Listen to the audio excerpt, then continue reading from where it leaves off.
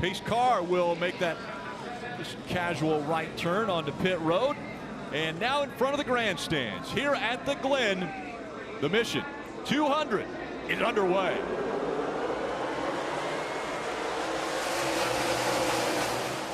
It's 2x2 as they dive into turn number 1. Connor Zilic in the 88 on that inside line. Ty Gibbs in the 19 on the outside. Both drift out wide out of 1. Here they come now, working their way into turn number 2. It's going to be Connor Zilic that'll get the edge and the advantage over Ty Gibbs. It's Gibbs and Allgaier. Allgaier getting dropped up. He'll lose that battle with Gibbs for second. Allgaier falls back to third as the leaders hit the back straightaway for the first time. Boy, Ty was aggressive there trying to get that second spot from Allgaier. He'll do it. He knows he's got to get to that second spot in a hurry before that 88 car gets too far out ahead. Battle behind these guys just outside the top 5. Sam Mayer and William Byron racing for position as they work into the carousel for the first time. That's for about the 7th spot as everybody goes single file out of turn number 5. Sam Mayer took that advantage. You see Riley Herbst a little bit wide there as they came out of the carousel and diving into turn number 6 here. But it's still Connor Zilic out in front of this field. Here comes the 98 once again of Riley Herbst. A side-by-side battle. He backed off there, trying to get single file into this front straightaway. A great passing opportunity into turn 1. Who's going to be the first one to try it? Down into turn number 1, about 2 car lengths the advantage between 1 and 2, Zilic and Gibbs. Everybody basically minding their P's and Q's at the front. Further back, Sammy Smith in the 8, trying to open up the inside lane, trying to get around Ryan C. As they exit turn number 1, you're on board with Shane Van Gisbergen. At the start of the back of the pack, working his way towards the front. Right now, he's in turn 2. The uphill climb to turn 3 as SVG now on the prowl, trying to take spots away in the opening lap. He's working back in the 26th spot, so a long way to go for SVG. Back up front, top 3 have started to separate themselves from 4th place AJ Allmendinger. Sammy Smith is there in the 5th spot. Here's a battle just inside the top 10. Cole Custer looking briefly to the driver's right side of Jesse Love. Everybody orderly this time again through the carousel. You see that new area off the carousel. Drivers comfortably using it as now we have a battle up front. Smith looking to the inside of Allmendinger. Allmendinger defends. That'll give him the priority and the preferred lane heading into this last corner. You hear all the RPMs that Allmendinger was turning in with his engine. Now down the front straightaway, who upshift. Heavy braking zone. And we take a look at this, the lead under attack. Here comes Ty Gibbs closing in on that 88 of Zilic. Connor Zilic may have gotten the lead on the get-go, but Ty Gibbs is keeping him at arm's length. Battle for the lead now, uphill through the S's. Zilic in the 88, Ty Gibbs in the 19, checking out on Justin Allgaier, that is, who falls in third as they race their way to the end of the loop. And these 2 cars, the cars that everybody had circled as the cars to beat, delivering on that expectation so far as they hustle through the entry to the bus stop, already pulling away from 3rd place Allgaier and the rest of the field. Gibbs this time stays in line, not close enough to challenge Zilic for the race lead. They both hug the curbing on the right side of the carousel and exit turn number 5. Zilic 18, Ty Gibbs 21 years old. Youth is in front right now. They have tons of speed. If you're Ty Gibbs, you've heard enough about Zilic. You do not want him to come into your backyard and take these wins away. You're going to put tons of pressure on him. And remember, Ty Gibbs was the last driver to win in his Xfinity Series debut. That was the Daytona Road Course back in 2021. And now Ty Gibbs is racing in the Cup Series. But those 2, just a car length separate 1 and 2 as they go into 1 again. Watching the field now, string its way downhill into turn number 1. Battle further back, that red, white, and blue 17 of William Byron around the black, white, and number 1, that is, of Sam Mayer. Byron completes that pass. It'll put him into position number 6. And now he's got some work to do. He's trying to track down Chandler Smith, who at the same time is trying to track down AJ Allmendinger for a spot inside of the top 5. Those cars from 6th, 7th, 8th on back all work down the back straightaway. And here's the right-hander into the inner loop. You see that removal of the curbing, which kind of changes the angle of approach in this part of the racetrack. Plenty of curbing, though, to get the balance upset on the race car if you don't hit it just right. Good race here just inside the top 10. Joe Gibbs' teammates nose to tail. That's Eric Almirola and Sheldon Creed. Sheldon Creed, again, has been so successful this season. So many top 10s, more than anybody else in the series up to this point. but still has yet to find victory lane. There's Jesse Love in the 2.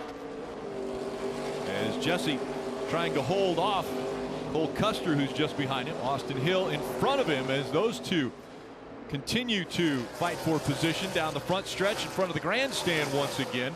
Again, Jesse Love holding on to 11. Further back, good battle right there. Ryan Sieg in that 39 car. Opening up the inside lane, then sliding wide. Getting around Brandon Jones, but here comes Jones. Back to the bottom, side by side into 2. Ryan Sieg off center and off line coming to that corner. Did a great job of hanging onto that spot. Jones had to check up in that uphill climb to turn 3. And this gaggle is 14th, 15th on back. Who looks out of line? Jones peeks to the right side. That's the preferred line on entry to this portion of the racetrack. The bus stop, the inner loop. They work their way through that portion of the speedway, and now back into the carousel as Jones and Sieg able to get some separation. Smith, Parker Kligerman, and one other car there, nose to tail, maybe the Anthony Alfredo car. That's Jeremy Clements. They're all nose to tail from 15th on back. Yeah, great battle right here. Jeremy Clements in that 51. Can he outbrake Parker Kligerman? Cannot do it. Parker with a ton of pressure on Sammy Smith. This is a great battle right here.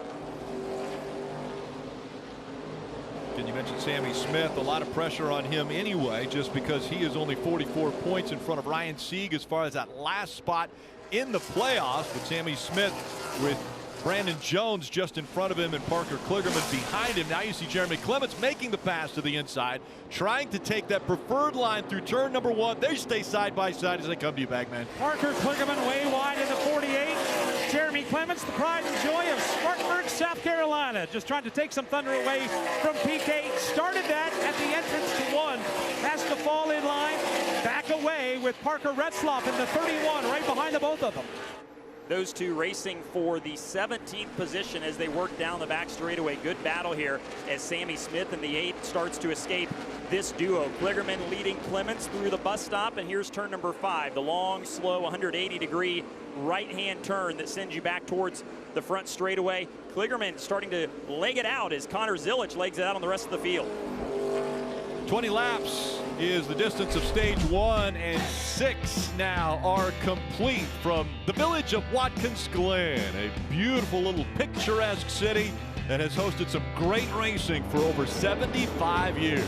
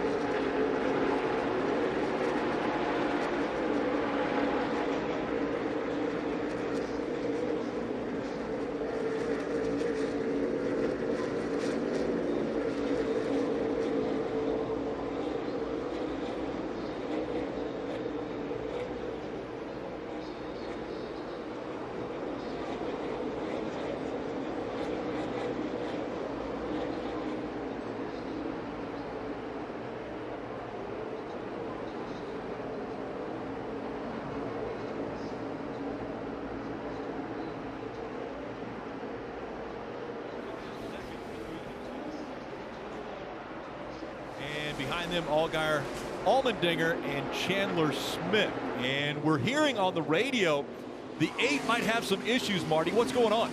Right now, the last driver in the Xfinity Series playoffs, but yes, a possible engine issue. Listen into the 8 radio. I don't know, it's like shaking on exit over the curves. I haven't wheel hopped. I feel like it's more mechanical. Copy. So, Steve, the plan as of now is they're going to try to get it to the end of the stage here. I heard their spotters say we might be dropping oil. We heard Parker Kligerman say he thought he saw oil coming out of the 8 car as well. So, interesting for Sammy Smith here early in stage 1 at Watkins Glen, a possible issue. But looking at the white tail on the 8, I haven't seen it change colors. When you put oil down, normally it kind of blows back up and darkens that tail panel. Not the case for the 8. And by the description, it doesn't sound like an engine issue to me. It sounds more like a suspension issue. Watkins Glen notoriously hard on rear suspension, specifically the track bar, the bar that holds the rear end housing from left to right.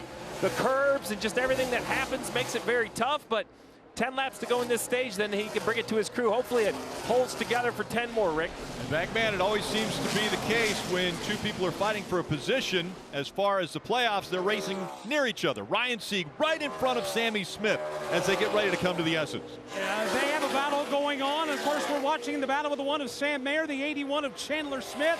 They've got traffic stacked up out of turn 4. And what does Chandler Smith do in the red 81 car? He'll stay in line behind Mayer, this time through the bus stop. Everybody's snaking their way through. You've got another 2 Joe Gibbs cars right there behind the 81 of Smith. That's Eric Almirola and Sheldon Creed, who have been in their own private war the last couple of laps. Good racing here, just inside the top 10 for 6th, 7th, 8th, and 9th. Chandler Smith having a little bit of issues with his car. Just got passed by William Byron and Sam Mayer. And now you can see that the guys behind him, they saw that. That means that he is struggling. You've got to take the fight until he put pressure on him. So you see the 20 of Eric Almirola now will close the gap on that 81 of Chandler Smith, who's just in front of him. We'll see if he takes advantage of closing that gap. He's not going to be able to get to the inside of him here as they go to turn 1. Here they come through turn 1, sliding back to the battle with Austin Hill and company. That red, white, and blue 21 car for Hill. You got the red and white car for Jesse Love. That's Austin Hill's teammate. And then here comes that black and green number 98 for Riley Herbst. Herbst just trying to turn the wick up right now, and he's trying to get inside of the top 10. He's up to 12th so far. Oh, Austin Hill slides way wide there at the exit of that corner that leads to the back straightaway. This is the race for 10th. Hill has it in the 21 right now with teammate Jesse Love behind him. Just ahead of those 2. Good little race again, resuming between Creed and Almirola. But here is the race for 10th, with Hill holding on to that spot, Jesse Love behind him, and Riley Herbst keeping him honest as they work out of 5. And Sam Mayer currently running in the 6th position. He comes into this race the defending winner, and while the team said it's nice to come back the most recent winner, they wanted to improve on their performance last year. Now, what does that mean? It means, yes, they had a solid year last year, but they were not the best car. They said, Sam and his crew chief Marty Lindley told me their goal is to improve. That means execute perfectly on pit road.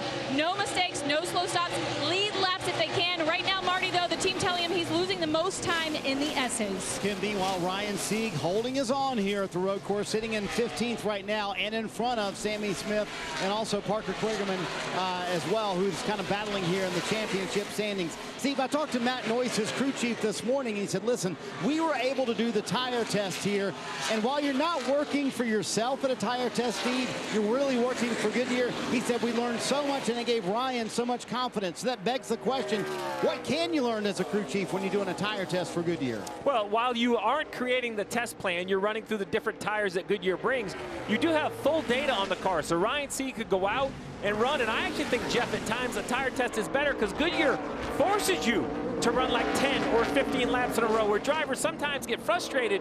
You're forced to run a ton of laps in that format, and I think for a driver like Ryan Sieg and his entire team, that's a lot of track time helping the 39.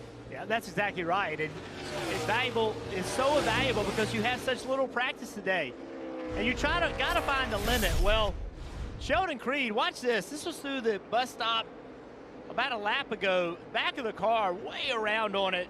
Nice job of saving it, but you can see trying to get to the bus stop with a lot of speed is dangerous. Riley Herbst trying to take the fight to Jesse Love. He got by his teammate of Cole Custer a few laps ago, all over the back of Jesse Love. Riley Herbst getting antsy right now in turn 2. He's trying to get by the red and white car of Jesse Love. That'll be the battle for the 11th position. And it's 3 cars deep, while there's a battle for second in front of Dillon. And that's Ty Gibbs in the 19 with Justin Allgaier in the 7 behind him, second and third. They have separated themselves clearly from A.J. Allmendinger in 4th, but both of these cars still chasing Connor Zilic, who's way up the road. You saw him there in that last shot. Connor Zilic about 5 seconds. Oh, Riley Herbst missed the inner loop. If you miss it, the rule is you have to come to a complete stop on the outside of the inner loop, and then you merge back into traffic. He was running 12th, and after that, he will fall back quite a bit. So a difficult situation there for the 98s as we see a fight for 11th. Cole Custer and Jesse Love looking at that position as Jesse Love tries to cross over the 00. Here's Riley Herbst coming into the inner loop there. That right there is he was trying to carry speed into the inner loop behind the 2 of Jesse Love. And when you are behind another car, your visibility, Steve, is much worse. And you're looking for the braking zones. Maybe Jesse Love drove in a little deeper, kind of talked the 98 into getting a little bit too deep, and now you can't see your marks on the right side. 7 to go, and it has been all Connor Zilic. He now has over a 5-second lead over Ty Gibbs and Justin Allgaier.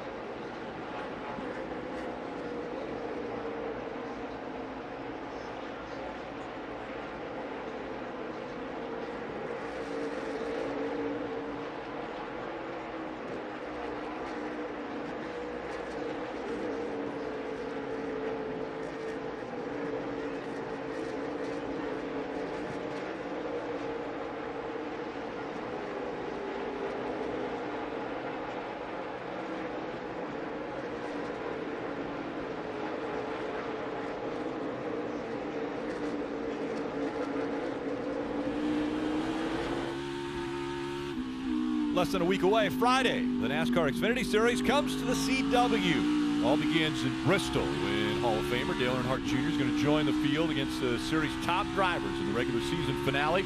That's NASCAR Xfinity Series racing from Bristol Friday night, 7 p.m. Eastern, 4 p.m. Pacific, only on the CW. And you can find your local CW station. Go to cw.com/NASCAR. And the battle for second, a little bit of a gap there now between the 19 and the 7. As we see the 19 drift just a bit off track as they get ready to head into the inner loop. But right now it's about 2 car lengths, Dylan, between these two. This has been a fun battle to watch the last couple of laps. Allgaier doing everything he can to keep the pressure on Ty Gibbs in the 19, but Ty's been pretty unflappable so far. He's held off Allgaier for now for the runner-up spot. Kim, how about strategy? We might see some teams short pit, but let's focus in on Parker Kligerman running in the 24th position. Big issue there. In fact, possible transmission issue. Take a listen to what he told his team. 4th gear's gone, man. It won't stay. Make sure the boot isn't too tight and kicking it out of gear, please. Something's broken. It just did it once and now it's broken. 3rd gear? Yeah, the other 3 are fine. So originally that team had planned on short pitting. Now sounds like they're going to wait till the end of the stage to use that caution and fix that, as we have the 19 of Ty Gibbs on pit road. He also has a radio issue. It sounds like the mic is outside the helmet, so they had him adjust his microphone as they're putting fresh Goodyear tires on the 19. The 17 also in. William Byron just complaining no rear grip on that machine. Now they'll put 4 fresh Goodyear tires and Sunoco fuel, Marty. A.J. Allmendinger also on pit road. All these teams flipping the stage here as they do it. A long time on the stop there for Austin Hill on the left rear, making an adjustment for him, lacking rear grip on exit. So Steve, these teams flipping the stage to get an advantage here in stage 2. Yeah, so basically they're going to pit now, stay out at the end of the stage. The 88 of Connor Zilic, I would assume, is going to pit next time by. Remember, pit road closes when the leader takes 2 to go. Well, Connor Zilic with a 9-second lead. We'll see if he comes to pit road or stay on the racetrack. Well, they're going to stay on the racetrack, which is shocking to me, because now they're going to give up an absolute mile of track position to everybody that's just pitted. I don't agree with that call from the 88. I do agree with it for the 70 or for the 7. Remember, he's in battle for the regular season championship in the Xfinity Series, which comes with a lot of bonus points. So I understand why the 7 does. The 88, this youngster's doing a heck of a job. I hate to make it tougher for him. Now let's talk about how great of a job he's been doing.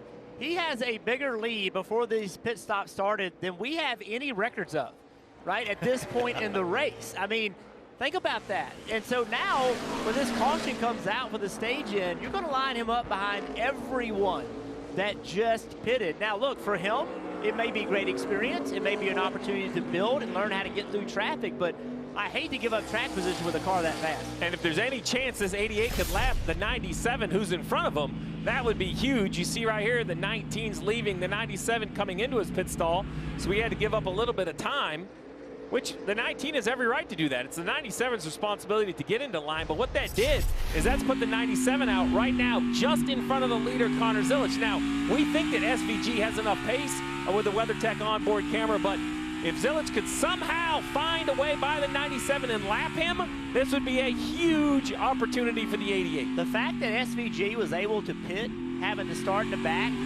be close enough to the leader to pit and to stay in the lead lap was impressive to me. He was able to claw himself up through the field and put himself in position to play this strategy. I wouldn't have thought he would have been able to. I would have thought starting in the back, he couldn't keep this pace. And he's trying to keep that 88 behind him, but here comes Connor Zilic. Could you imagine putting Shane Van Gisbergen a lap down in stage 1? And if I'm on the radio for the 88, that's what I'm hoping for. Let's try to eliminate the 97. Now, he'll be able to take the wave around, get back on the lead lap, but it's a little bit more principle, and you take away his opportunity to line up inside the pack. Now, look, it's also a little disheartening that you just put tires on that car and he couldn't drive away from it. I mean, that tells you how fast that 88 is. Coming into 6th for the final time here. Again, the 88 of Connor Zilic, race leader. Shane Van Gisbergen in the 97 has been to pit road, has had his service done. And Connor Zilic, in his Xfinity Series debut, has won the pole earlier today, and he wins stage 1 at the Glen.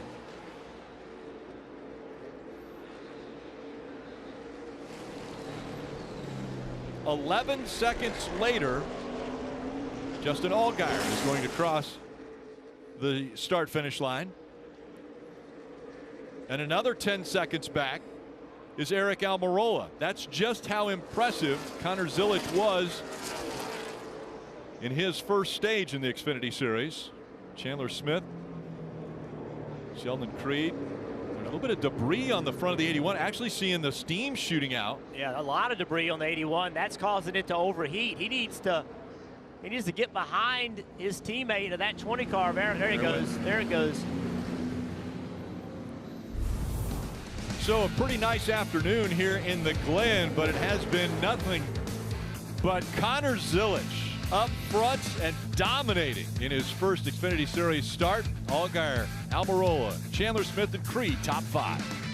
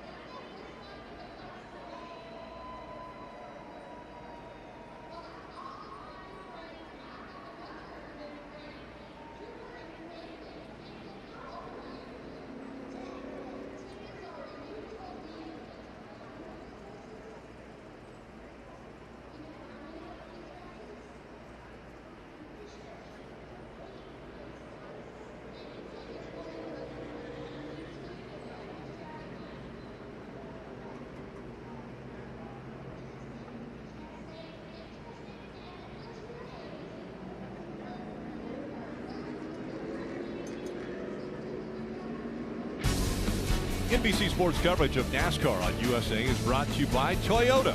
Let's go places. And by Credit One Bank, NASCAR American Express Car. Well, the best dirt bike racers in the world are at Texas Motor Speedway for race 2 of the SMX playoffs. Jet Lawrence and Eli Tomac finished 1 and 2 last week. The Pro Motocross champion Chase Sexton leads the points, which are doubled this time. So coming up tonight on USA, following Xfinity race coverage, it is race 2 of Super Motocross World Championship. That is from Texas, and an encore presentation on USA at 6 o'clock. Rick, you need a sailboat. That's Lake Seneca. Did you know that Lake Seneca was in some places 618 feet deep? I know this. That's the opposite of the bike race tonight, because that's as slow as you can go on something, and I think a bike is about as fast as you can go. I believe that's calm waters too, and you won't see anything like that on the Super Motocross tonight. No way I have the patience for that.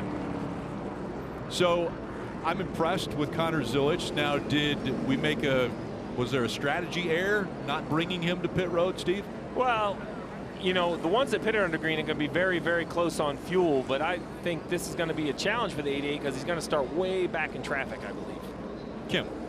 And you see the 20 of Eric Almirola peel off right there top of your screen. He said he needs more turn but cannot sacrifice rear grip. They are going to make an adjustment to try and get longevity on the rear of that race car for fresh Goodyear tires, Sunoco fuel, Marty. When trying to figure out how his teammate Connor Zilich was so dominant, Justin Allgaier said, I'm scratching my head on this one. Jim Pullman, his crew chief, said, me too. He needs a little more rear grip, and I don't think anyone had this in the cards today. A pole position in his first ever Xfinity Series race, and a 10-second win in stage 1, leading all 22 laps for Connor Zilisch, who wants no changes on the car, obviously.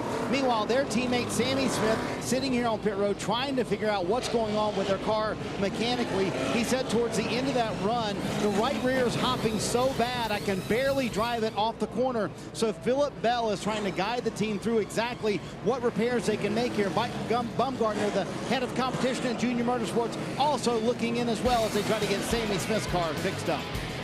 Yeah, and Marty, we see there was the problem. The 88 team comes out 5 spots back.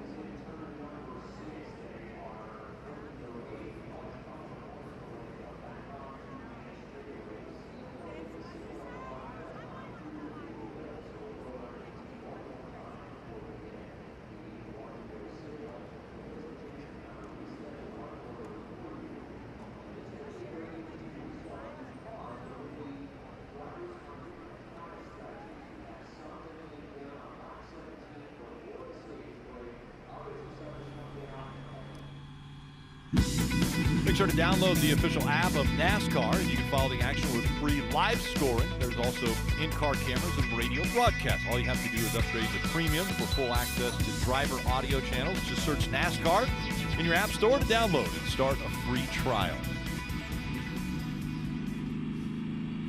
Kim, what's going on with Chandler Smith?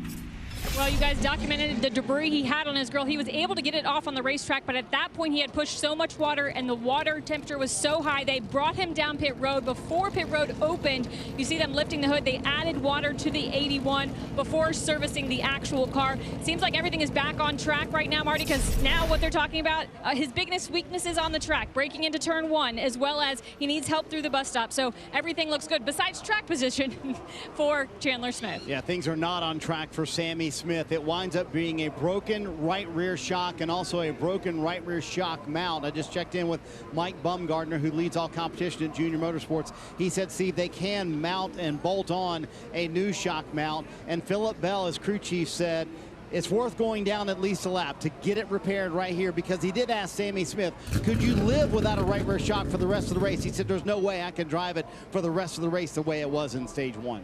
So obviously if the mount itself's broken but they can repair it, that tells me they must have some sort of bolt-on mount. They're currently 1 lap down, which I don't think is a big issue because there's so few cars 1 lap down they can get it back. Going 2 down becomes a much taller task, so then as cars get 1 lap down, you won't get the free pass. Things got really tight for a long day on the 45 car. Comes in his pit box and just carrying a little more speed than the tire carrier anticipated. Ends up getting him on the radio. That is scary. Let's hear what DeLon had to say. Is he okay? He's fine. What did I do wrong? He just came in a little too fast. It's okay. Everything's good. Just shake it off. Everybody's all right. Yeah. So look, as a driver, that's terrifying to see a crew member, but he stopped in his box. Yeah. Like, I don't think he came in there too fast. I think their timing got off of when they got over the pit wall. Now, Steve, this is a unique pit road because the wall is on the right side versus the left. And it's backwards, right? So where the jack man, the tire changes, and the tire carriers, where they line up on the wall to jump is very different here than when they come the other way. And that choreography slows everything down. And to jump off with two 75-pound tires, well, with no interliners, we'll call them 60-pound tires, one in each hand, 120 pounds worth of tire, and get out in front of the car, I'm not jumping. I wish they would tell him you didn't do anything wrong. Yeah. Because he got stopped in the box, because now when he comes back the next time, he's going to try to adjust. Yeah. Go a little bit slower. Again, Alande out of Israel. This is his first start in the Xfinity Series this year. Mixed up group at the front. The cars that pitted under green now take control of the race. That's Gibbs and Allmendinger. Zilich, the winner of stage 1, all the way back in 13th. Coming back to the green flag, and stage 2 is underway. At 19 on the inside, Ty Gibbs. 16 on the outside is A.J. Allmendinger. Those two side by side as they go through 1, and then 3 and 4 right behind them. Here they come for the lead. A.J. Allmendinger in the 16 around Ty Gibbs. He will go to the point as they climb the hill. Further back, Austin Hill gets muscled 3 wide. 3 wide through turn 4 as the leaders head for the interlude. Justin Allgaier peels out of line on teammate Brandon Jones. That's the race for 5th. He'll get that spot into the bus stop. Everybody single file 1 through 10, but look at this mess of cars. Just outside the top 10, you got Ryan Sieg in there. Look like maybe Kyle Seeger. That's Eric Almirola at the front of this train. Jeremy Clements there as well. All of these cars racing for about the 10th, 11th, 12th spot on back.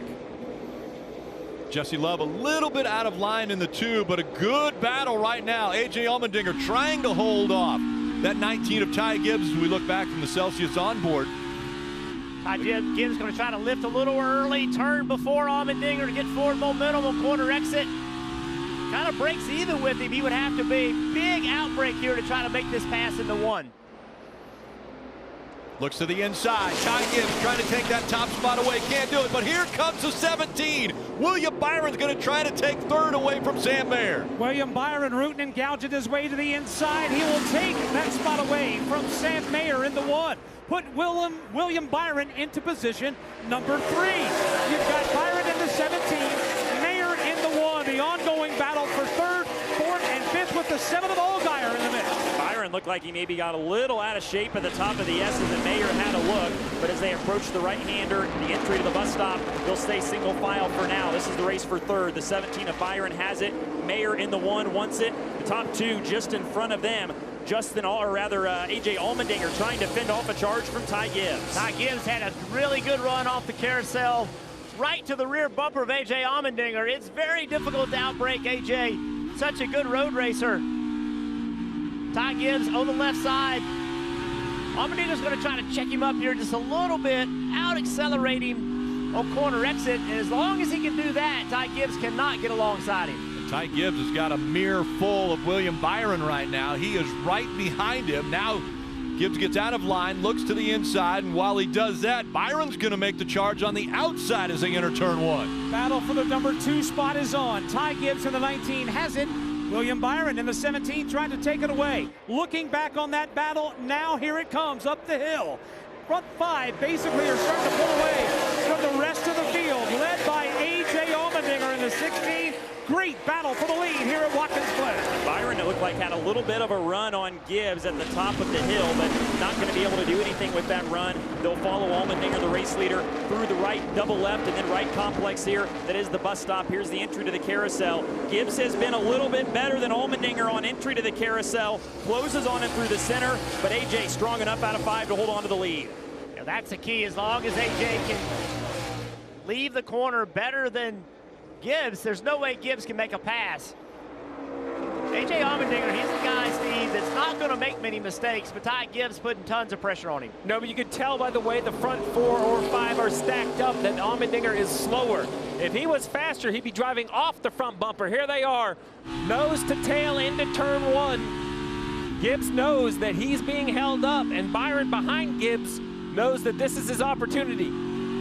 Ty Gibbs starting to get antsy in that second spot, taking a peek to the inside of Allmendinger out of 1, finding no room to race. They make their way for the rumble strips, back out onto the racetrack and up the hill through the S's. 4 drivers lined up behind A.J. Allmendinger. You're on board with A.J. right now, looking at those 4 drivers trying to take his lead away. And Gibbs got a draft at the top of the S's, but not going to be able to do anything with it. Runs out of racetrack at the end of the backstretch. Allmendinger just fast enough at the right places to hold on to the top spot. This is where Gibbs has been good in the 19, able to keep that car right on the right side. Rumble strips in this battle for second with Byron knocking on the door, Marty. You know, Dylan, what's interesting is A.J. Allmendinger had a conversation with his team earlier this morning, and he said, I'm willing to give up early run speed to have later run speed. Say, sometimes that's a sacrifice you make, Rick, and we're seeing it play out right now. Clearly, he's holding up these guys behind him. And now, side by side again for that second spot. Here comes the 17, William Byron. No room between the wall and the 19 of Ty Gibbs. Those two continue to fight for the position. Byron's going to try to take it on the outside. Just in front of the 19, Byron takes second. Byron now will go to position number 2, and now Ty Gibbs has the crosshairs on him. Sam Mayer getting restless. Also, Justin Allgaier in the 7. Stacked up from the 3rd position on back. Gibbs in the 19 was trying to take the lead away a moment ago. Now he's just trying to hang on to the 3rd spot. Yeah, trying to just get his wits about him still. Looks like he's got some separation between himself and Sam Mayer in the 1 in that race for the 3rd spot as Byron has started to reel in Allmendinger in front of this duo. Great race, top 5, all nose to tail as they work through the right-hander turn 5. Ty Gibbs lost a little bit of momentum in that battle with William Byron, but I feel like he's gained it back. Now he's able to keep the guys behind him. But William Byron, he's now the guy applying pressure to Allmendinger. How aggressive does he get? Allmendinger, you know, he leads about every category when it comes to road courses as far as poles, wins, tracks won on, seconds, top 5, stage wins, almost everything. But right now, he's got William Byron to the inside as they go down the front stretch and into turn number 1. A.J. Allmendinger is going to lose the lead to William Byron. What a move by William Byron. He's done it on the inside, he's done it on the outside to work his way up through the top 5. But here's A.J. Allmendinger back to the inside. Dinger's loose in 2. He'll collect the car. Now he'll hang on to second, but Ty Gibbs is knocking at the back door. What a great battle for the lead. 5-driver free-for-all headed to the interlude. Allmendinger wheeling that thing through the S's, trying to get back to the back bumper of Byron, but now he's going to maybe lose the 2nd spot. Here's Gibbs, preferred line on entry to the bus stop. Now he's on the unpreferred line. Allmendinger able to fend off that challenge for now. He runs 2nd in the 16 car, but Gibbs all over the back bumper. He loses momentum. They're stacking up from 3rd on back. Gibbs in the 19, Mayer and Allgaier right there as well. Gibbs got in the back of Allmendinger. That stacked them all up. They all worked it out, but Justin Allgaier taking advantage of it. And now we've got a car stopped. That is at the inner loop. And so a stop and go for Leland Honeyman. We're continuing to see the 16 car of Allmendinger getting into turn 7. The right front's locking up, and that's where he lost the lead to William Byron. Allmendinger cannot carry the pace on corner entry. Here's another look at what happened with Leland. A little wheel hop. Get it slowed down. Right rear tire down, maybe? Right rear did look flat. Yeah. He was trying to turn in right here. Yeah, you see the right rear completely missing, just a wheel. Talked about the 16 car. Watch if William Byron trying to make this pass. Watch the smoke come off the right front tire. Just a little bit of wisp of it. Here it is. Trying to turn. See right there, the right front's locked up.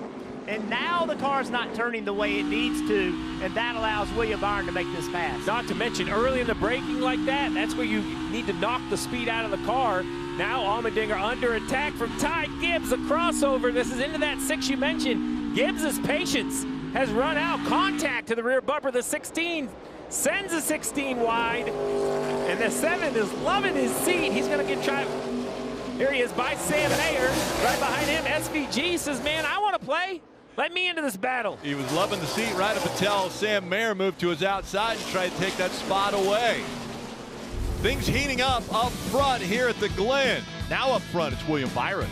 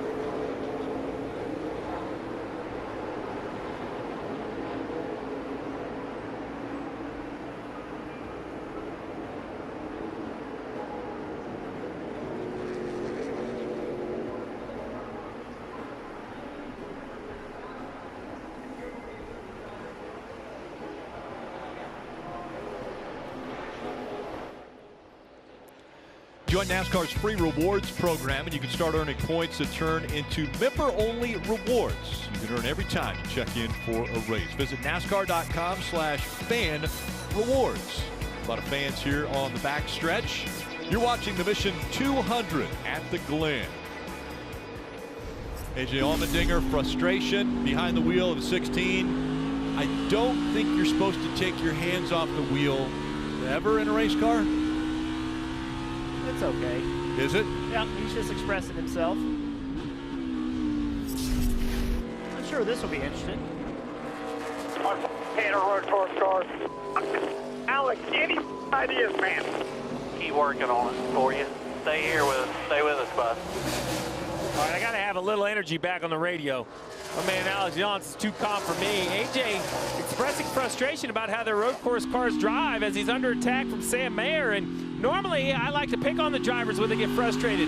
But AJ Allmendinger with 11 road course wins in the Xfinity Series, running third. SVG, who's won the last 3 road courses, running 7th. SVG told us how bad his car drove in practice.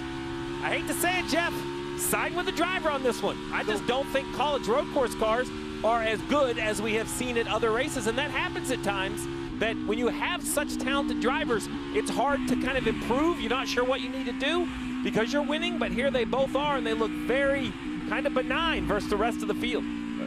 But I'm going to say the 2 guys that are in front of Allmendinger, pretty doggone good. You got William Byron and Ty Gibbs, who have had success on this course. Well, that doesn't matter. It doesn't matter how good those guys are. This organization, Chris Rice, Matt Collin, they come to win.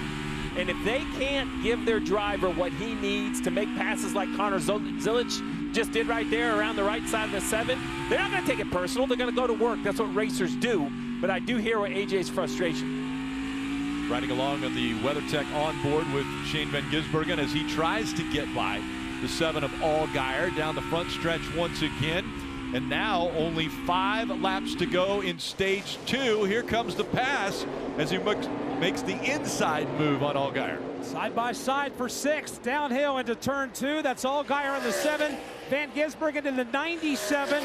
For now, Allgaier will win that battle, but Shane Van Gisbergen is on the hunt right now. He had a great run into 1. He backs away. Let's see what he does going into the interlude. And Allgaier may have just enough of a gap that SVG's not able to do anything with him this time at the end of the back straightaway and through the bus stop, and indeed that is the case. These two continue to race for the 6th spot. We saw Allgaier's teammate Connor Zilic, who just got ahead of these two. Remember, restarted outside the top 10, has charged through the field and has left this duo, so the 88 car has not lost any speed buried in traffic. Yeah, he's picked up 8 spots since that restart. He's done a nice job for a young race car driver. Obviously the speed is there, but see, no fenders damaged, no tire marks down the side of the car. He's worked himself back into position. You see the 97 underneath the 7. Good battle here, but Zilic has worked himself in position to win this race without damaging his race car. And Steve, what do you tell the crew chief now of that 88? Does he pit with 3 to go? I don't think anyone's going to pit at the end of this stage. I think there's only one more stop in all their future, so they're going to run this stage out. I mean, some may pit, but as good as this 88 is, I think will pit this time. Well, there you go. So this is, I believe, the radio of the 97. So he's coming to pit road this time. If you're going to pit, this is the lap to do it. The other option, Rick, is to not pit, and you run, you know, about 12 laps into the next stage and only pit 1 more time. It really depends on how much tire fall off you feel you have. You see Joey Logano on pit road in the 15. Dropped his water bottle out. That's what you saw came out of the window. Got a little bit of drink. Pushed it out the window. SVG cannot get by Justin Allgaier here.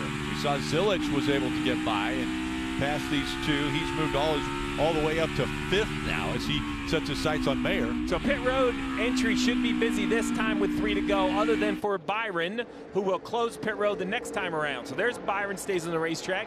Gibbs as well, Allmendinger. So you see the colleague entries, both colleague entries. Jones coming to pit road. So some split decisions. Kim. As you see Shane Van Gisbergen making his stop, he was reporting it was just way too loose. He needed more overall grip, especially later in the run. A common complaint, the deeper in the run we get as the crew goes to work on the left side of that court. It's going to be 4 fresh Goodyear tires, Sunoco fuel, slight air pressure adjustment, Marty, for him. Long debate for Alex Shantz as to whether or not to bring A.J. Allmendinger down pit road, but they heard teams around them were going to pit, so they make the call here to come down pit road. Also, Brandon Jones coming down pit road, as well as Sheldon Creed. So they know this is going to bury them in traffic eventually because they're not in the window. So they will definitely have to pit again for these cars, but just trying to do something different than what they think everybody else is going to do. That's the call, Steve. So to Marty's point about the window, I totally agree. The question mark is, does Byron pit this time around? And do any of the leaders pit at the end of the stage, or are they just trying to jump all the way to the next pit window? A lot of questions still TBD. What we know right now with 3 to go on board with the 97 of SVG, he's leaving pit road. Here comes William Byron. So pit road's closed. No more option for everyone else. So that right there closed pit road. So Byron, Gibbs, Mayer, and Zilic are all going to stay on the racetrack. Zilic jumps out of line, attacking the 1 of Mayer, 2 Junior Motorsports cars. Connor Zilic. I love what you said, Jeff. Not a dent on this 88. Being very patient, not driving like an 18-year-old. Right now he is up to position number 3. He's just taking that away from his teammate. What a run today for Connor Zilic. Had a great ARCA race here yesterday, last night, and now working his way back up through the field, fenders unscathed at this portion of the race. Yeah, dominated that ARCA race last night, certainly putting on a performance today that has been quite impressive on debut in the NASCAR Xfinity Series. Not close enough to get to Ty Gibbs, who's up the road in that 2nd spot, but this has been a spirited drive in stage 2 for Connor Zilic. Restarted 14th, as Jeff said, has clawed his way to 3rd here. And we talked about colleague racing and how they don't have the pace on road courses that we expect to see here this weekend. Well, it's things like this that change. A Connor Zillage comes in. The Joe Gibbs Racing team makes their cars a little better. The junior motorsports teams make their cars a little better. Next thing you know, you're playing catch up. That's what's so difficult about this sport. If you do the same thing that worked last year, it's not enough this year. And so if you're going to change something, what do you change? How do you get better? Maybe you make a change, but it makes it worse. When you're on top, people are always trying to beat you. You just set a standard. And they've done that on road courses, and others have responded, and now they have pace. Allmendinger came off of pit road and now running in the 29th position as he's making his way through turn 6 and 7. Out in front, William Byron on the final lap here. He'll make his way through the carousel, and about 4 seconds back is Ty Gibbs, not even in the screen yet.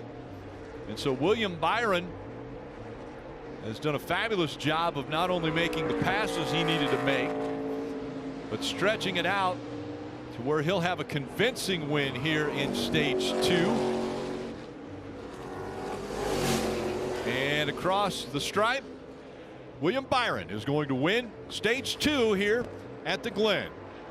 You're going to see just how good these leaders are as you see how long it takes for the top 10 to come across the line. But one name worth pointing out, though, is that 39 of Ryan Sieg. 9th place might not seem like much, but with the 8 car having mechanical issues, that's going to be a big gain. That's stage points. Ryan Sieg doing exactly what he needs to do to find his way into this playoff. When he came in, he was 44 points behind Sammy Smith. Sammy Smith having troubles.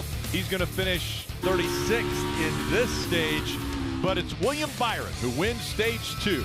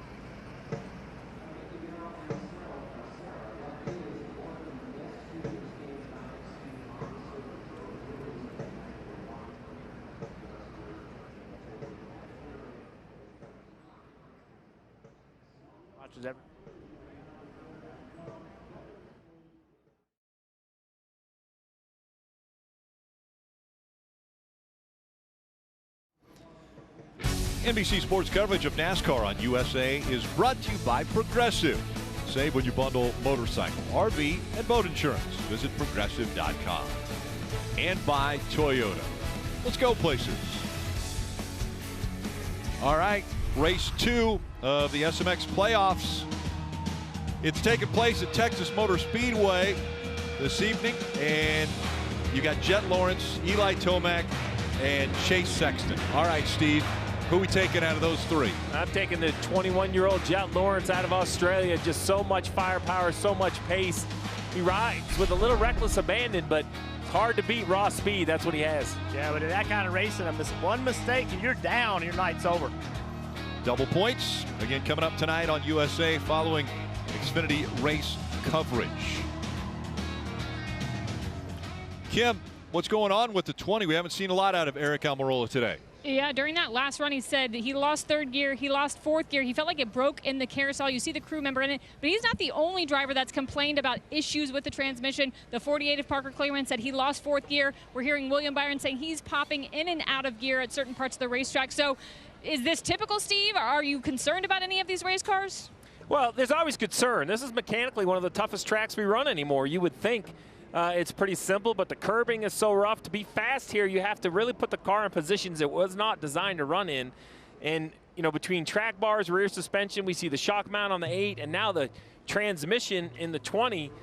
You know, I think we've gotten a little accustomed to these Cup cars. They're pretty well bulletproof. You can't hurt the transmissions, but these old 4-speeds can still be a bit fragile, and these drivers are finding issues. Driver, you see the crew in there working. I think for the leaders, this is a tough decision right here as well. Byron, Gibbs, Zilich, Mayer. So we had a group of cars that pitted before the end of the stage. So we know where they're at on this. Everybody still needs a pit stop. The question is, do you pit right now if you're William Byron, knowing you have to make another pit stop? Or do you stay out, hope these tires fire off good enough to connect to the next pit stop, right? It's 41 to go right now. We think they can run like 31. Maybe a couple more laps of yellow. So you're looking at like a 7-lap green flag run before you have to pit again. And, you know, here's the problem. If you pit and no one else does, you've kind of ended your chances. If you stay out and everybody pits, well, now fresh tires are running your rear bumper. That's not going to be very good either. We see Ty Gibbs currently running second. Take a look at the Toyota driver update. He has led laps. He has been as far back as 23rd. Right now in that second spot after starting second. There's Grandpa, Coach Gibbs, Coach and Mom, yep. The whole family. Heather up there. So let's see what everybody does. If I'm William Byron's guy, I'm staying on the racetrack. Same for Ty Gibbs. I can't afford to give up track position. I'd rather put it in my driver's hands with the older tires. Split decision to the front. Allgaier, the first car to come to pit road from the 5th position. Looks like Riley Herbst also. Sieg, Clements, Love, Chastain, Kligerman, Jones, all on pit road. Kim. And Riley's complaint all race long has been just does not have the rear grip he needs. The crew's going to put 4 fresh Goodyear tires on that machine, make a slight air pressure adjustment, Sunoco fuel, Marty. Kim, remember what Jim Pullman said. He said, I'm going to have to play the points game all day long. It might put me in an odd position to maybe win the race, and I don't love it, but that's what I'm going to have to do. So Jim Pullman making the decision to bring Justin Allgaier down here. They are outside of their fuel window. He leads with the fresh Goodyear tires and the fuel as well. And by the way, in stage 2 there, Ryan Sieg did get 4 stage points. Also, Sammy Smith did not get the free pass. So that points lead has really tightened up here. Now it's just 11 that Ryan Sieg is behind as we sit here before the start of stage 3. Yeah, and you think about it, 33 points, the difference of what has been made up. A beautiful area. If you have the opportunity, come out to the Seneca Lake area. There are vineyards. You can take in the beautiful landscape here at Watkins Glen.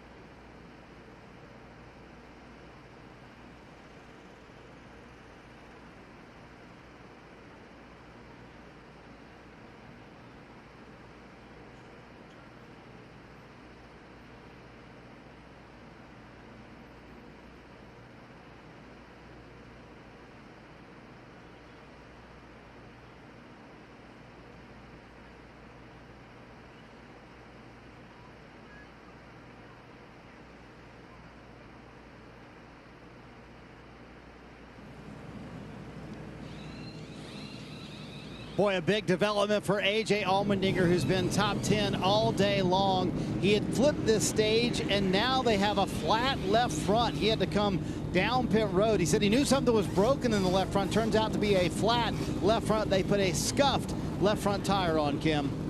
Yeah, and breaking development for Thomas Annunziata. He is actually parked on pit road at his stall, got out of the car. The AMR safety pulled up to his pit stall. They are helping him here. He's going to the care center to get fluids, just got overheated. He does not have a cool suit, I'm being told. The team was 90% sure he did not have a cool suit, but also his head hose, his helmet hose, kept coming in and out, so he was not getting cool air, and ultimately decided it was better that he stop the race and get care.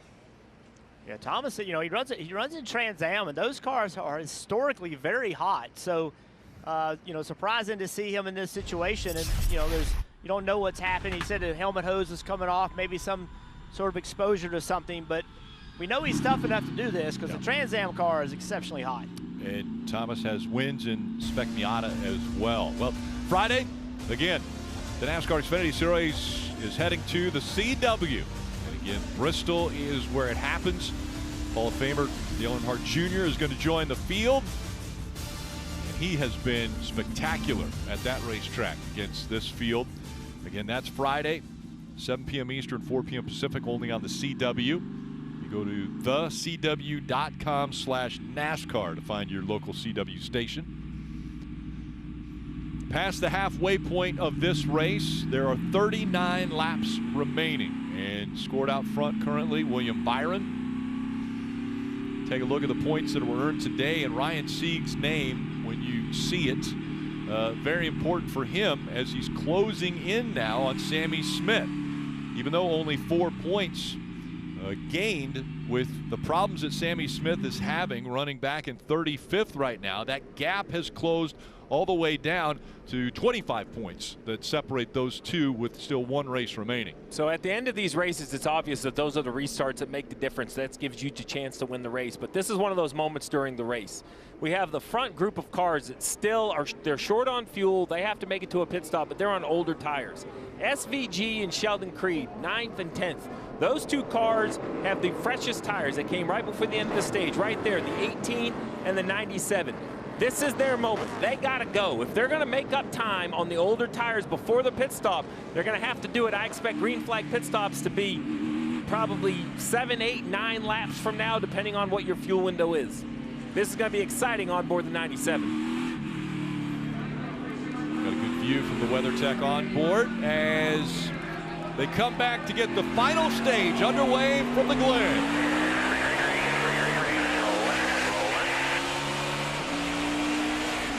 Byron and Gibbs side by side, almost making it 3 wide. Moving up there was Sam Mayer. Connor Zilich now behind, and no contact made. William Byron slides wide in turn number 3. William did a great job of hanging on to that race car, but it's going to cost him real estate on the racetrack. He has fallen back to the 5th position after contact in turn 2. Cole Custer went around him into the 4th spot. Connor Zilich and Sam Mayer, the 2 cars ahead of him, chasing Ty Gibbs on entry to the bus stop once again as we start stage number 3. Here is your top 5, 6, 7, 8. Everybody single file as they enter the carousel. Battles further back in the pack, but up front, everybody still chasing Ty Gibbs out of 5. It looked like Connor Zilich got into the back of William Byron there, Jeff. A lot of aggression. Steve talked about how important track position is, and you could see the aggression pick up on that restart. So now Connor Zilich up into the 3rd spot, everyone chasing, and we've got a few cars around the 87 back into the gravel pit. That's Mike Skeen. And this will bring out a caution. I think Allgaier is stuck.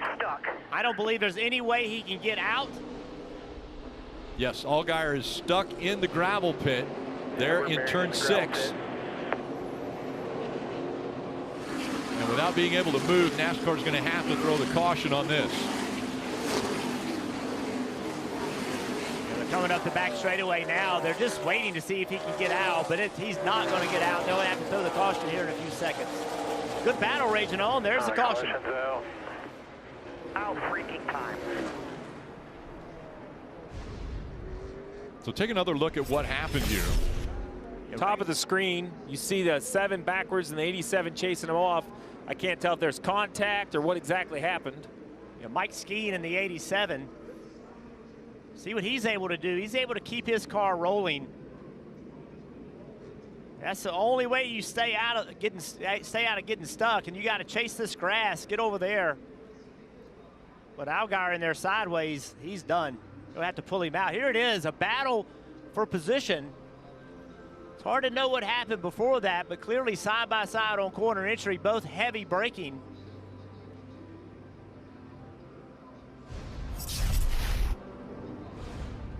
And now what they'll do is on this rear bumper, you can see a couple little pieces of tape right there, those 2 little yellow pieces of tape. Probably the same thing in the front. They have these tow straps that are hooked to the roll bar. They'll come over with a tow truck, peel that tape off, hook to the strap, and kind of drag this car out. There you go. That's what the crew member's doing in the front right now. He's gone a lap down.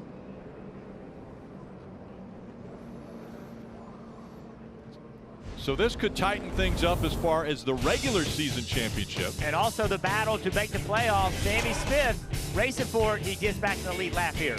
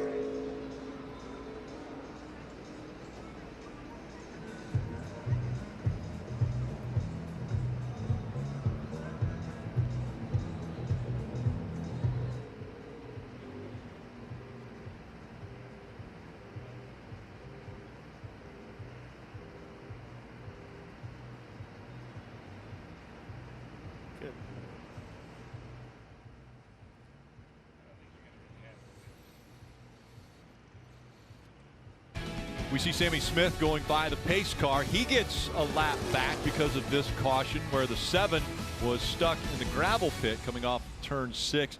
There was also, you see a lot of cars making their way onto pit road. Pit stops happening right now, Marty.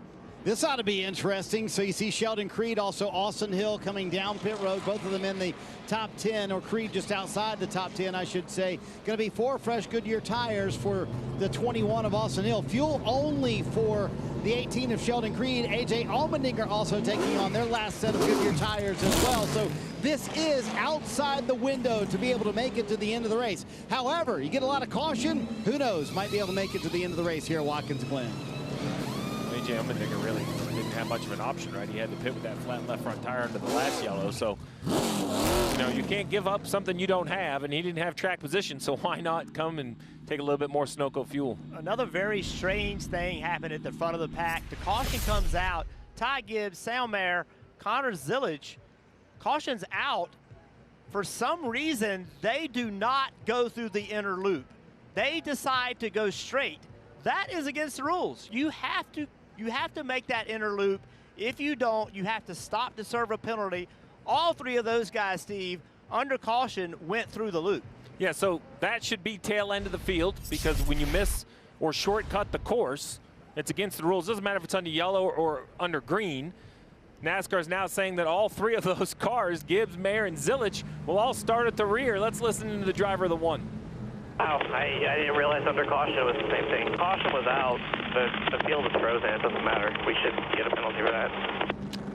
No, sir. That is inaccurate. The field is not frozen under yellow. The field is set by the loop lines, but you're continuing to race. You come down pit road, you lose spots. If you're saving gas and your car doesn't start, you lose spots. You're still competing under yellow. You can't shortcut the course. And why is that the penalty? Because if you were out there saving fuel under caution, you could just have it Right. shut all the way off and drive through the inner loop and maintain pace. That would be an unfair advantage. So I understand why these guys are a little confused, but you have to know the rules. And NASCAR makes it very clearly that you, under no circumstance, can you go through that and shortcut it without stopping to serve a penalty. Yeah, I don't even see how there can be confusion.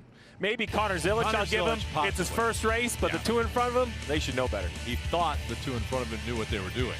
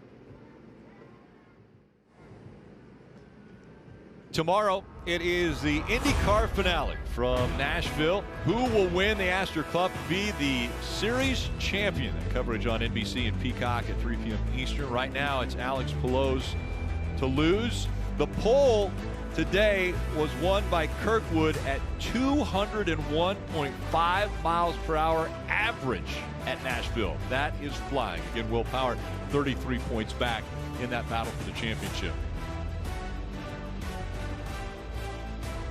We have got 34 laps. It'll be 33 when they come around this time remaining in this race. This 32 of Austin Green, you see him running these road races. He's been very, very good on this type of racetrack.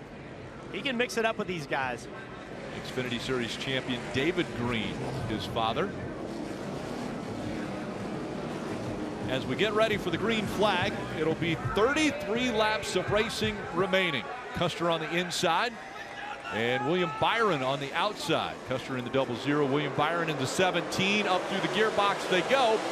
And Custer with a great restart has the advantage as they get into turn 1. We'll see what Byron can do on the outside. Cole Custer's best move of the race is knowing the rules. He didn't blow the interloop. Cole Custer now takes the lead. Coming into turn 2, William Byron second.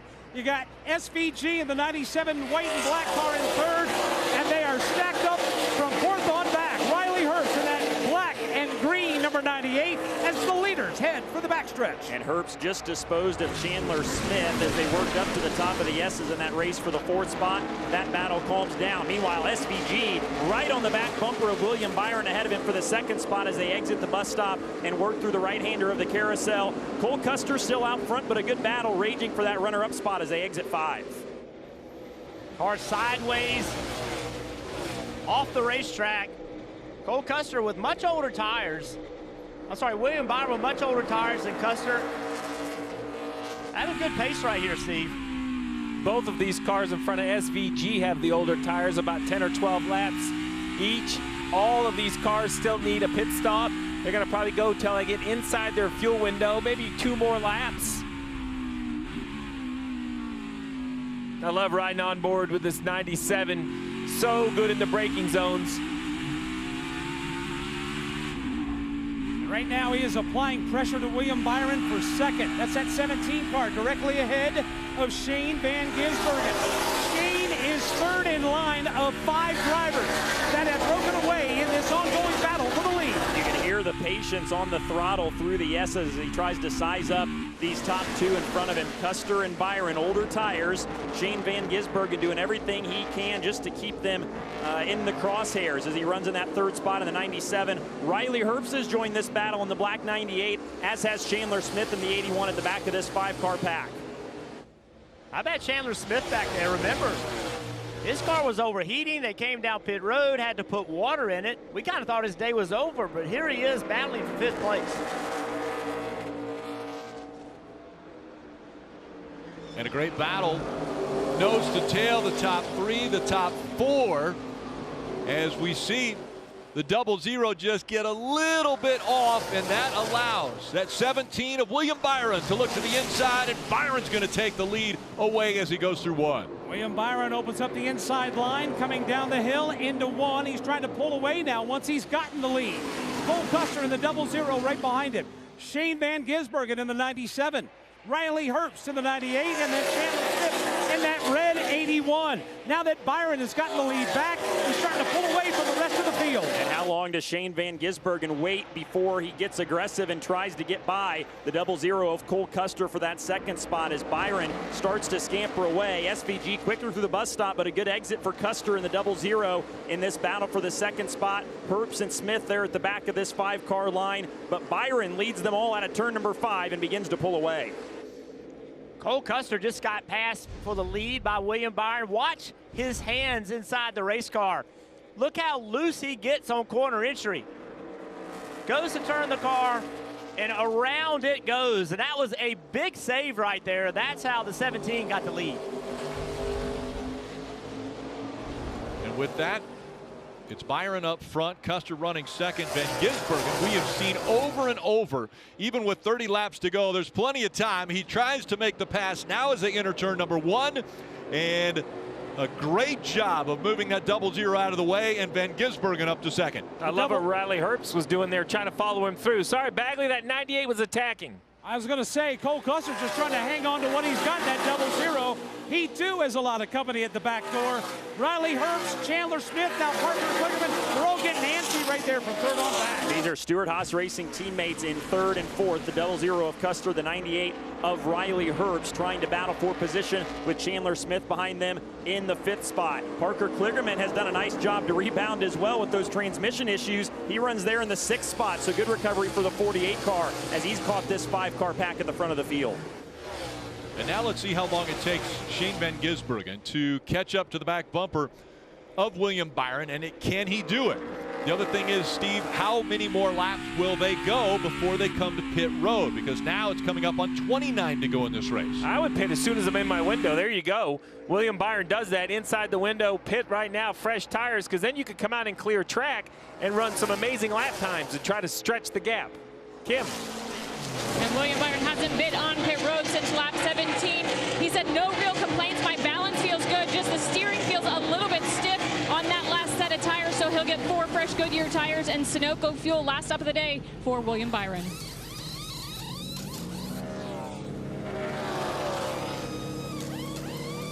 The windshield wiper was up. The guy flapped it off, but the wiper, the actual blade part, I think, came off. Not a big deal, obviously, here today. But he will be back out on the track, and we see a little bit of bumping and banging here. Riley Herbst and Chandler Smith trading some paint now as they go into the carousel. And while they're doing that, here comes the 48 of Parker Kligerman. He's saying, hey guys, you race as aggressive as you want, get out of the way, and I'll go right by. 48 car is pretty impressive. Earlier in the race, they had lost 4th gear. Clearly, it must have been a shifter issue, something like that, because they have enough pace now. Kim, what about that 48? Did they give him the bungee cord? Well, they gave him the bungee cord on an earlier stop, but that did not work. So Parker is running with only 3 gears. Still does not have 4th gear, which makes this run very impressive as Cole Custer looks like he's going to make his stop. Was waiting for that. Cole Custer, though, just complaining, lacking rear grip. Earlier in the run, he was overdriving it. He felt like he was better now, just needs a little bit more grip for this last run as they take 4 fresh Goodyear tires, Sunoco fuel. Jeff, it surprises me that he can go down the back stretch or the front stretch in 3rd gear and not do damage to this motor. Well, he could lift early and just never let it get above the RPMs. That's the only thing you could do. The only spot you run 4th gear is usually into the bus stop. I think in race speed, you can run this front stretch and the longer straightaway out of the carousel. This one right here coming at you.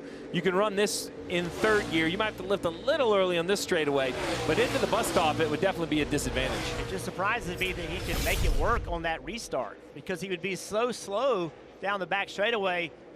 Sieg into turn 1, around it goes. And remember, he's in a very tight battle with Sammy Smith for that final spot in the playoffs with just Bristol in front of him. And here's Chandler Smith. Sounds like the call for Chandler Smith is going to be left sides only. A little strategy call here. Needed more turn, especially through the carousel. So 2 tires only for Chandler Smith.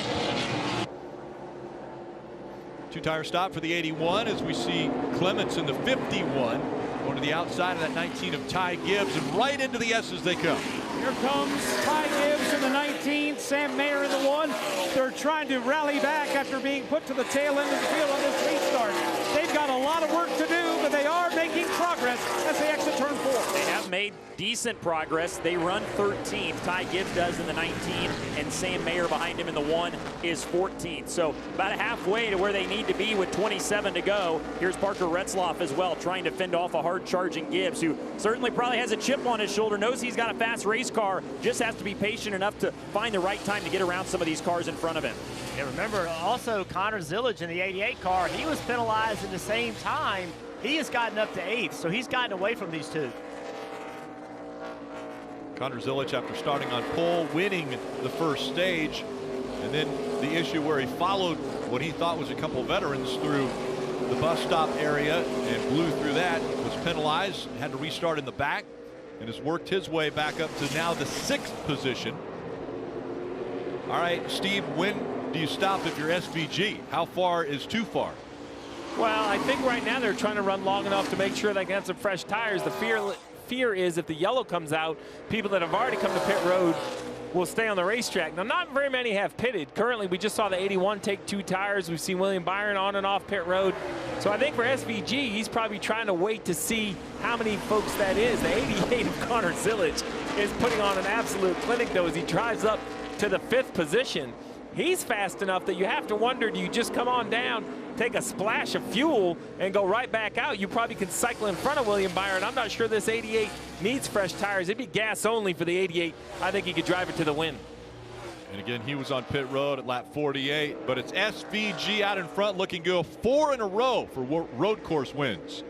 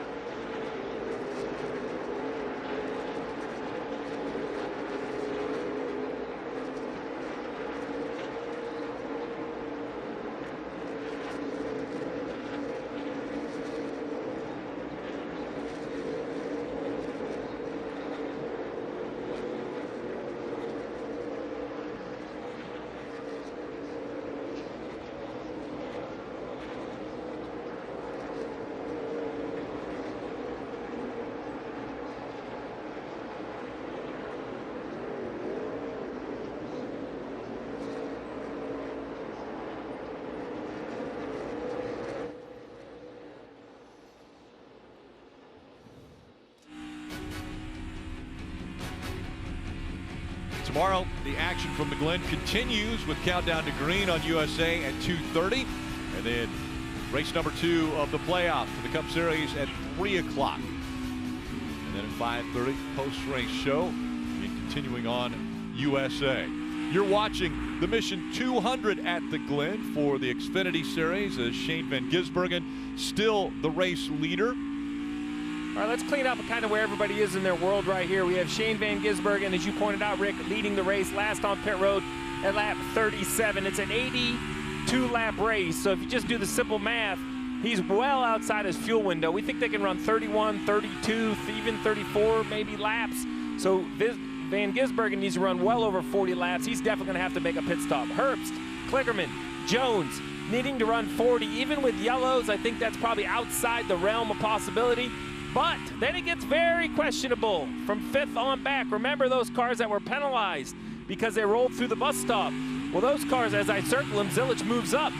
Lap 48 was the last time they were on pit road. That's 34 laps. Even if he's 1 or 2 laps short, this 88 has so much pace that I think he could get out front and then slow the pace down to try to save gas. I assume it's no more pit stops for the 88, Marty.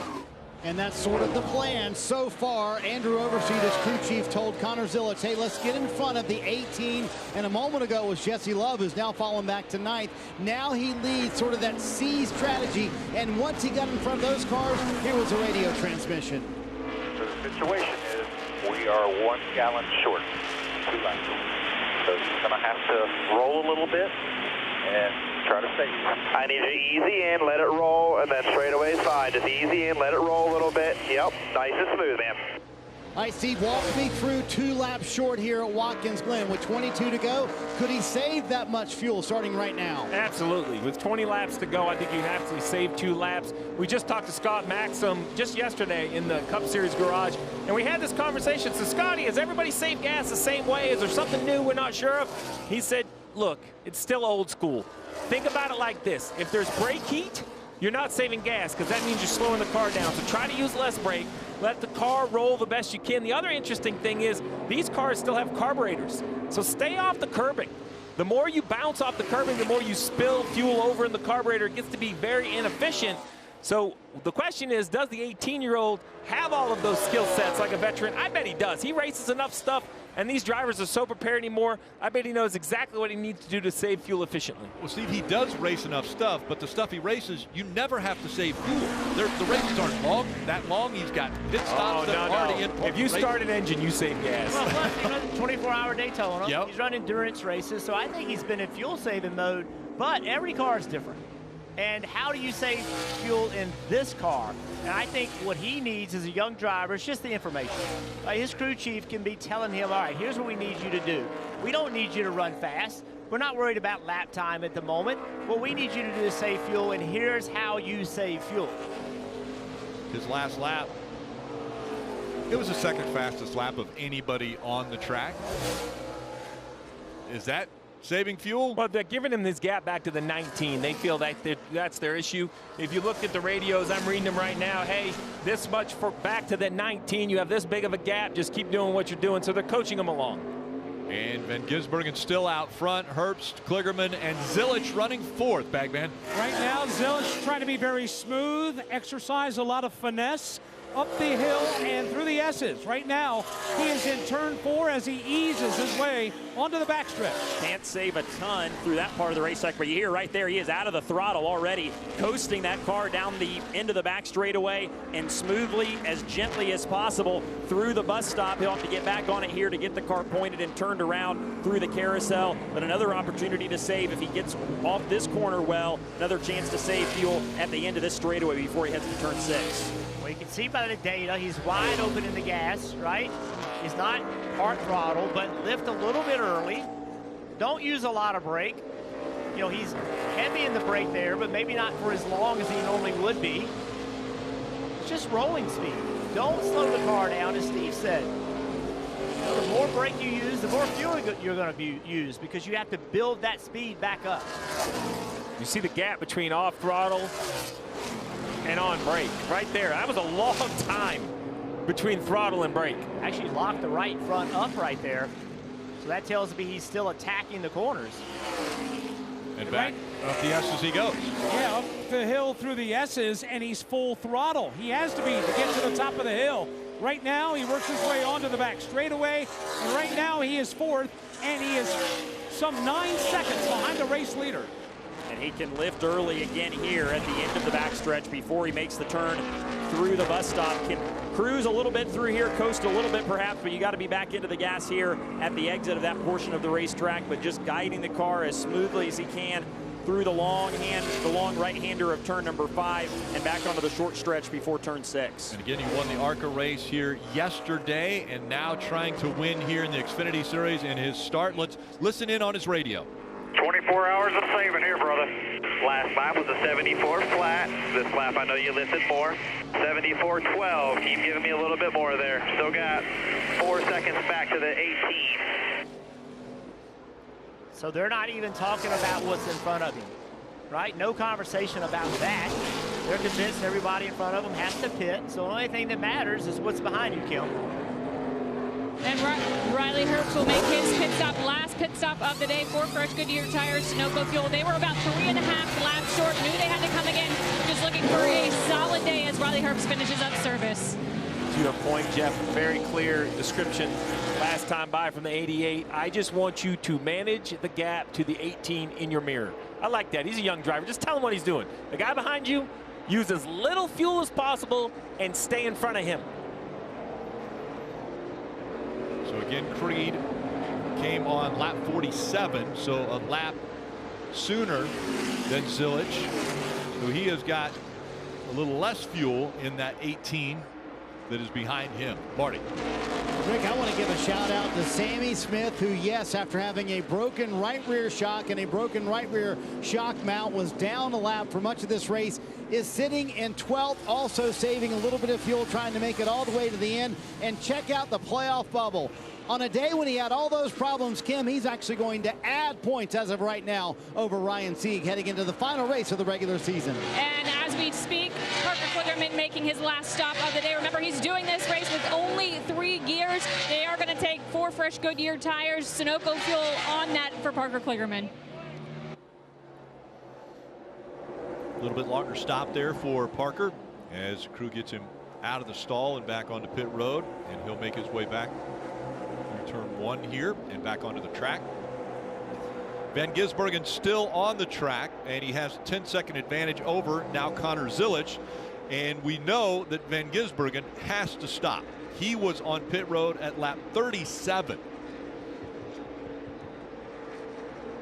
So is he going to the end of his fuel window, Steve? Is that what he's trying to do here? What would the goal be of staying out this long? I think at this point he's hoping to get a yellow. We normally don't say that at the road courses. It seems backwards. But if you get a yellow here, there's going to be a whole bunch of cars that pit and put on fresh tires. So he could probably start mid-pack instead of giving up more time. Plus, as the leader, his lap times are unbelievable. So pitting's not going to help him a whole lot. You know, he's still gaining time off all those drivers that are back there. Now that the field is spread out, when SVG comes to pit road and puts 4 tires on, he's going to come back out in like the 20th position, which is going to be the middle of traffic. So I think they're just kind of waiting to make sure that the tires are a big advantage when they put them on. Into 4th gear and down that backstretch and heading right towards you, Dylan. Come this lap. Come this lap. Couple down shifts for SVG. Come this time. As you hear the call for a few cars to head to pit road, Van Gisbergen works out of the bus stop and around turn number 5, nice and smooth. He's been perfect so far today, doing a nice job controlling this field, Kim, as Byron's into the pits. Yeah, this is an unscheduled top. He said something's wrong with the front tire vibration. The team said we'll be ready as they brought him down on the left, and they will change all 4 tires. Could not understand if it was a right front or left front tire vibration on the 17 of William Byron. And we see the 17 rolling off of pit road. We're anticipating there's the 97. So Van Gisbergen gives up the lead. That'll put Connor Zilich back up front here for this field. Kim. And they had told him 10 laps ago, give us everything you can as SVG makes his stop. His biggest complaint has been just loose all day long. They'll take that tear off right there. A little trouble there with the windshield wiper. 4 fresh Goodyear tires and a splash of fuel for SVG. SVG, you see on the left side, he's only down to 7th. The field is so spread out, now 8th. I have him rejoining maybe in the 16th to 18th range as cars continue to race by. But with 15 to go and brand new tires, I mean, I don't think he's in contention to win, but he's going to be fun to watch as he comes through traffic. Now it's really just a cat and mouse game of fuel savings up front. The 88 of Zilich with about a 4-second lead over Creed. Right behind Creed is Gibbs, 7.5 seconds back. Allmendinger, 8 seconds back. How about Brendan Jones? You know, what if they all ran out of gas in front of him, Jeff? I mean, if the 9 wins, it would completely upset the playoff picture. Brandon's done a nice job today. He's had pretty good pace. And if you're an SVG fan, not good news. Speeding on pit road. Gonna have to serve a penalty. So he'll do a pass through, and that could pretty much eliminate the possibility of SVG making it 4 straight road course wins for his starts. And that's too bad. He's running 15th after the pit stop, so you never know with yellows and all that. But to your point, Jeff, this penalty is going to be the end of it. Connor Zilich is out front. He has a 4-second advantage, but does he have enough fuel? 14 laps to go.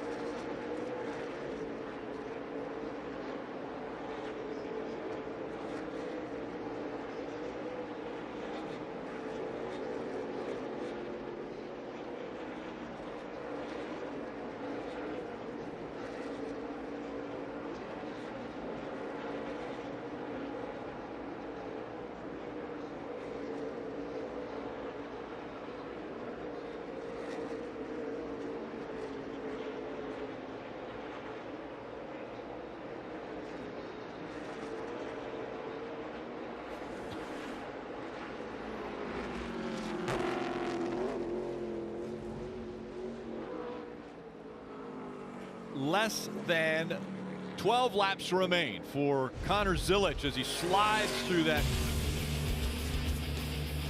turn there. As we go back to ARCA yesterday, and we talked about a dominant performance today in stage one. Well, it was even more dominant yesterday when he won the ARCA race, and now he's out front.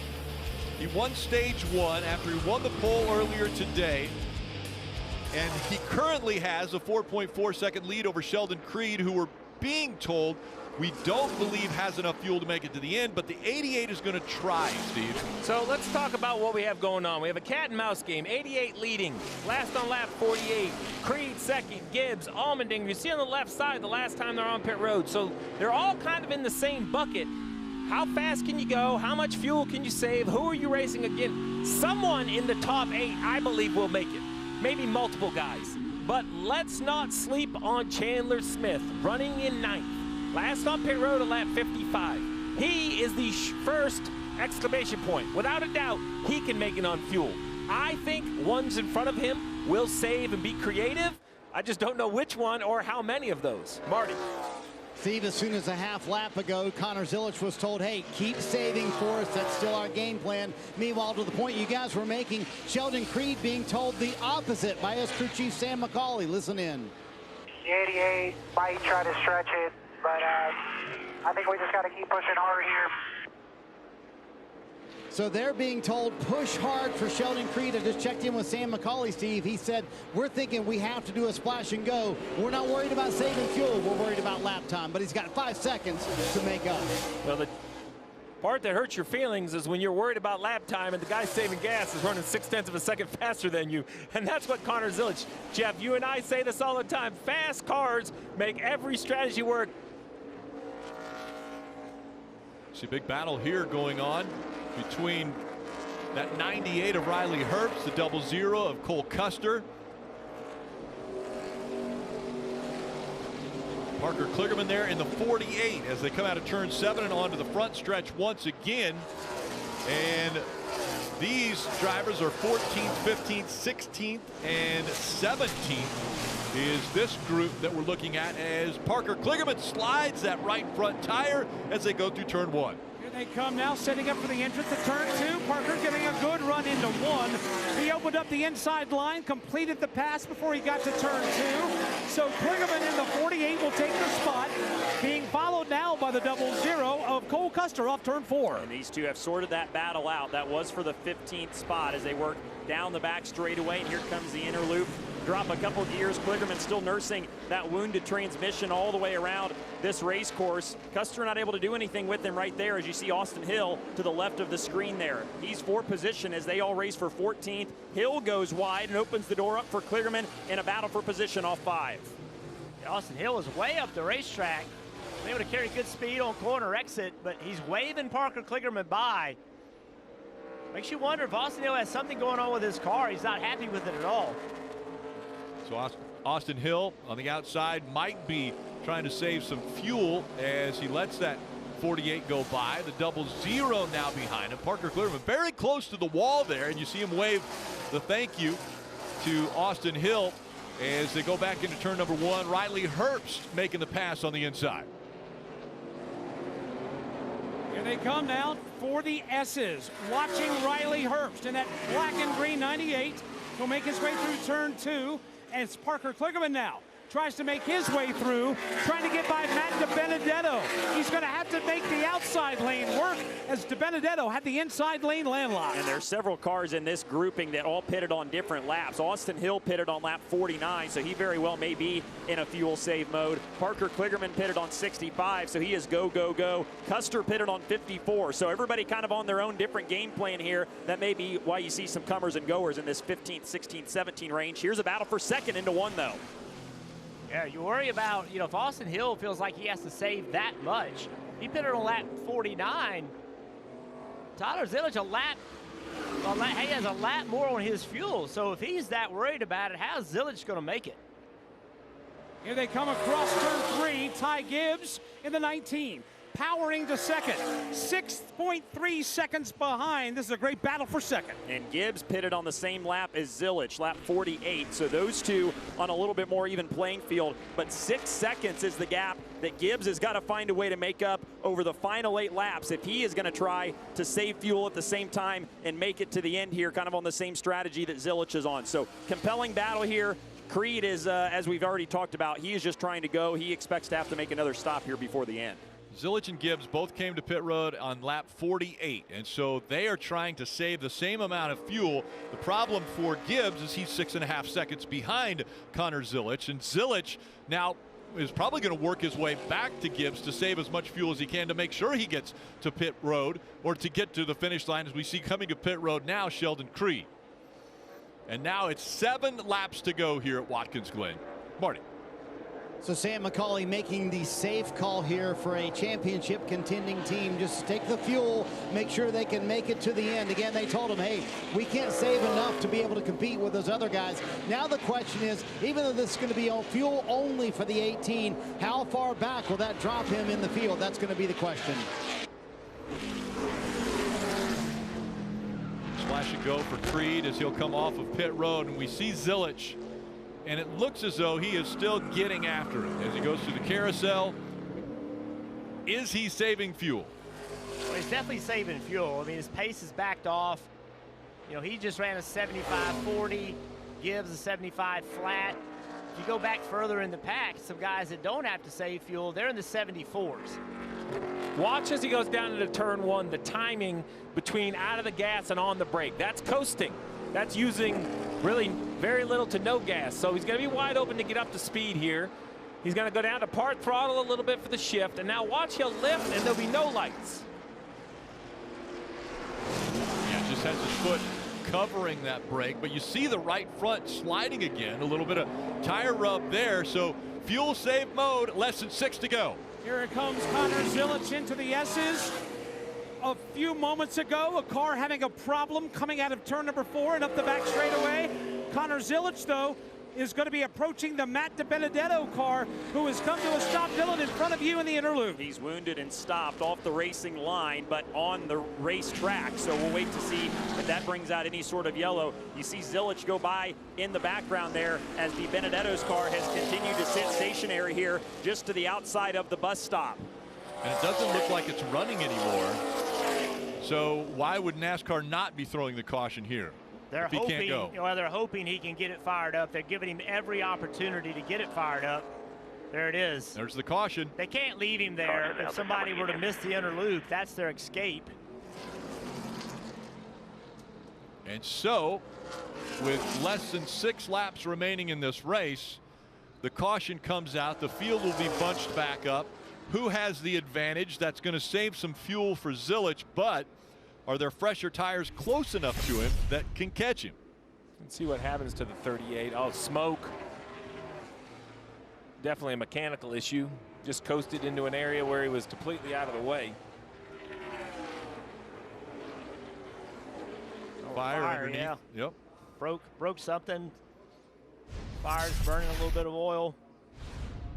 It's unfortunate for this team. Those types of failures for a smaller team are very expensive.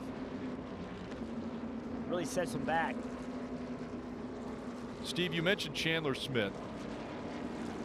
He has enough fuel, he can make it. You have Sheldon Creed now, who has scored 8. That's the one I'm watching. Well, he didn't get tires. That's the problem. I didn't love the idea of putting gas only in the car, but I wasn't sure if he had a set of tires left, right? It's easy to say, put tires on, but with the tire count here in Xfinity, I'm not sure if he had tires left. Look, I think Zilich is the fastest car by a mile. I think he is saving a ton of gas running 75-second laps. I don't think he's anywhere near pushing it. I mean, I think he has the fastest car. The question is, has he saved enough fuel? These cautions will help, but now you're not going to save for the 2 you get on the sprint to the finish. It's going to be wide open at that point. Well, Ty Gibbs last year was involved in the same situation. Ty Gibbs started on the outside, enter turn 1, and Sam Mayer just came in there and cleaned him out. So we have seen aggression at the end of these races.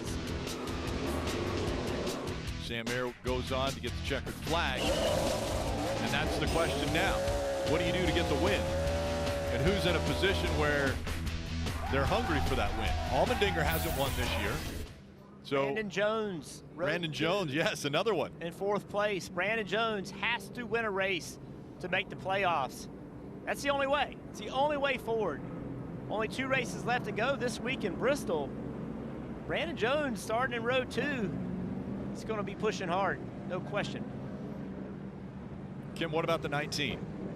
19 of Ty Gibbs, currently in the 2nd position, being told max save. Remember, he won this race back in 2021, was passed for the win in 2022, and then that footage you showed last year being bumped by Sam Mayer. So this for Ty is a redemption race. In fact, crew chief Seth Chofka told me for the whole team it's a redemption race because earlier this season they felt like they were so fast at Sonoma and Chicago and just let a win fall through their fingers. So Marty, we're going to see if Ty Gibbs does have, in fact, enough gas to finish out this race. Let's chat with Andrew Overstreet, the crew chief for Connor Zilisch, who's been so impressive today. And I've asked him how you do, and he said, man, this is a little more stressful than I would like. So does this caution help you obviously make it easier to make it to the end of the race? It gets us closer, gets us to our number, but he's been saving as much as he possibly can these last 20 laps. So he keeps saving and he got faster. So I know he's tired of us telling him to back it up, but he's done a phenomenal job all day. We're just great to have Carolina Carports on and give a good show for them and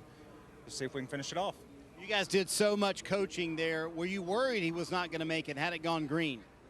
No, because he has all of his experience with the 24 Hours of Daytona and all the IMSA stuff. And we talked about it with Scott Speed and Josh Wise this week of what to do to try to save. And unfortunately, that caution put us in a spot where we had to save, and we'll just try to, hopefully we got enough to finish this race off. Connor Zilisch has been so impressive on the pole. He's led the most laps today and in a possible position to win this race as well. And here's an interesting move. You see Jesse Love coming down pit road. So Danny Stockman making the call to come down for these fresh tires, Steve. That's going to be fun to see what the 2-car can do on this restart. Yeah, fresh tires full of fuel, and he's probably banking on or hoping that we get a couple of these restarts. You know, 4 to go right here. We'll see if we get 1 to go back there in the bus stop. If we do, we'll take the green with 3 to go.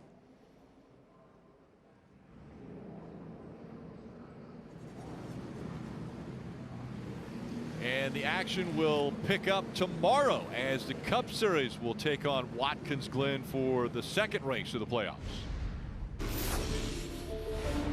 Here we go. It's a great afternoon at Watkins Glen. 90 laps. Let's stay locked in. Positive mindset all day. Be the boss today. Try to maintain track position. No prisoners. Green flag, green flag. Spotters, just keep your eyes peeled. Perfect. 1, 2 in the edge. Stay focused here, man. Keep digging. Check up hard, check up hard, check up hard. Damn it, damn it, damn it. So close. Huge gap here. Nice. Smooth. Hell yeah, boys. Great team. Great car. Awesome job, guys. First round course win. Hell yeah. Thank you, guys. Thank you, thank you, thank you. Oh, Jack, baby. Woo-hoo-hoo! 16 drivers fighting for a championship. One of them has already locked his position into the 2nd round of the playoffs, Joey Logano, with his win a week ago. But everyone else fighting for every position point and the possibility of a win tomorrow. And the field's really mixed up. Some guys that you would have thought were going to qualify great did not, and some others you didn't think would did find their way toward the front. Marty. So on top of Connor Zilisch's pit box, it's been interesting to watch the 2nd half of this race because right on the other side of Andrew Overstreet, yes, that is Noah Gregson who's been on top of the pit box. So Noah and Connor, very good friends. So he's up there cheering on his good buddy. So it's interesting because he's kind of been all up with Andrew Overstreet this entire race, almost, if you will, coaching behind that Bed Bath & Beyond hat, his buddy to a hopeful win in his first ever Xfinity Series start. So there's no question Connor Zilisch has the speed and the ability to win this race. The big challenge for him, in my eyes, the lack of experience with these tires when they're hot. What do they do? How much can you drive into turn 1? That's something he really hadn't experienced. He ran a truck race at Coda and a truck race at Richmond. That's the amount of experience he has with this type of car. So how do you know how far to drive it in the corner? How do you know all of these things? The only thing to do is just trust your instincts. But it would be easy to understand how he wouldn't know and could drive in there too deep and miss the corner. Well, don't forget, at Coda, he sat on the pole in that truck race, and he didn't make turn 1. Missed turn 1. So, you know, he has, to your point, not a lot of experience, But the little bit he has is that exact thing, right? How much do you attack? The question I have is, where do you line up? I mean, I think the outside is the right way for a clean restart, to roll turn one and get away. But we've seen the highlight a couple times now that Ty Gibbs thought he was going to be okay until he wasn't. So, Jeff, do you dare take the top and allow Ty Gibbs the right side of your race car, or you take the bottom and you become kind of the pusher? There was a day you would never give someone the bottom. You'd never give them a chance to get underneath you getting into turn one. The problem with that is if the guy on the outside of you launches with you and he leaves on the outside, he's going to have more momentum heading into the S's. So I think you have to take the top and you have to trust them. Mike Bagley, how aggressive is it going to be through the S's? Oh, this is about to be good, boys, because it's all on the line right now. You got to be aggressive going into one, and you also have to be aggressive going into the bus stop, Dylan. This is where all bets are off. You're absolutely right. And if you're going to be able to move somebody or going to try to move somebody out of the way, it very well may be behind me here in the bus stop. There's plenty of opportunities to just get alongside somebody, muscle somebody out of the preferred line, and then you get to the carousel. That's another chance, too, before you get to 6, which is maybe the last passing zone on the racetrack. So exciting area between me and Mike's spots over here. Going to be a lot of fun for the final 3 laps. And if you're just tuning in, 79 laps in, and the top 3, well, that's the way they started. Connor Zilich, Ty Gibbs, and A.J. Allmendinger started 1, 2, 3. They're running 1, 2, 3. Yeah, back in the field a little bit. A good opportunity for several drivers. Jeremy Clements in the 51, Jeb Burton in the 27, Josh Williams in 12th. Good opportunity for those guys to have a good finish. Decision time. This is the choice. Bottom. The choose, he takes the inside line. All right, so now if I'm Ty Gibbs, my entire job is to launch. If I launch with Connor Zilich and I enter turn 1 side by side and can leave turn 1, I am in the position I wanted to be in because I'll have more momentum heading to the S's. Right on board the 88. Green, white checker, just get after it and get away from him. I know you're the best driver here. Just go show it to him. That's good to hear as an 18-year-old. So another thing to talk about, new this time at the Glen, is that runoff. Driver left in turn 1. It's now been ground. All this grinding area right here, you see it. It's rough. It's not like it used to be. And I only say that because that's where everybody would have been in years past. The question is, we've seen cars out there, but they don't look as comfortable. Do you dare go there? Can you get the power down? Now that you're on old tires, is that what Connor Zilich is thinking, right? Is he thinking, I'm going to take what's left of regular pavement, force Ty Gibbs to go out there to the left in that new ground area? And Ty Gibbs' name is on this list as far as drivers that won in their Xfinity Series debut. Dale Sr., Rutman Rudd, Terry Labonte, Kurt Busch. Ty Gibbs did it in 2021 most recently. And now Connor Zilich is going to try to do it here at the Glen. It'll be coming up on 2 laps.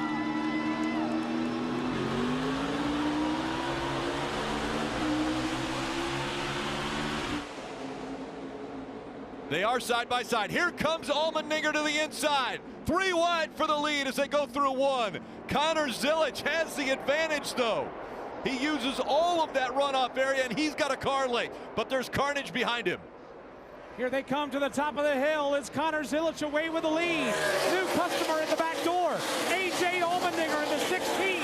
He will go to position number 2 as the leaders hit the back straightaway. Caution's out, guys. Caution is out. There's too many cars not moving. Austin Hill, the 21. We saw Josh Williams in the 11. There's a lot of damage to the 5 of Anthony Alfredo.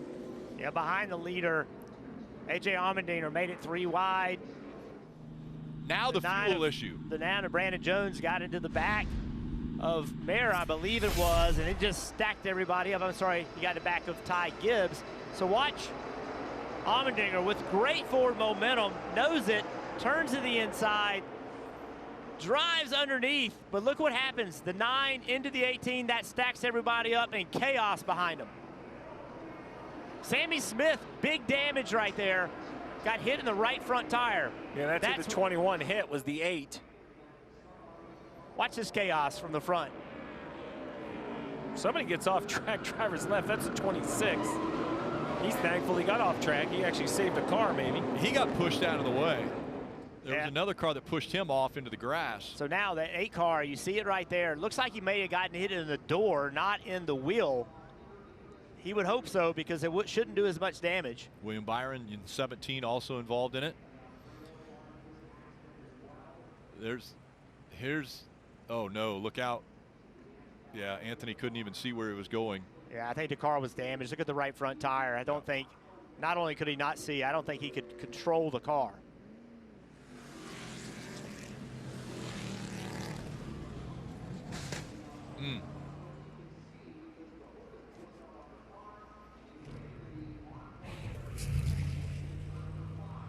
And so the issues continue.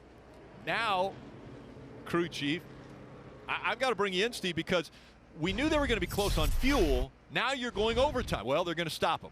So they're stopping them on the front stretch to clean the track and get all of the cars off. Yeah, I'm not really sure why they stopped him, to be honest, unless there's fluid. I mean, we did see the 5 and the 21 both have accidents. You know, they stop them when you can't clear the track safely. So down in turn 1, when there's Austin Hill right there, but I mean, I say that because NASCAR shouldn't care if they're low on fuel. That's not really their problem. So the question is, the cleanup must be bigger than we think it is. And now that you see Alfredo, who's come all the way around kind of with the nose knocked off, it's very easy that he's put fluid around the racetrack. Remember that crazy finish a year ago? We talk about what happened in turn 1, but it was much like this. There was speedy dry everywhere.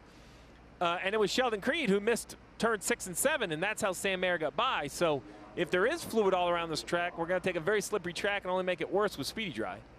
Yeah, and all that chaos. You know, I think the guy that came out of there in pretty good shape, see that red car right there in 4th place? He restarted in 7th.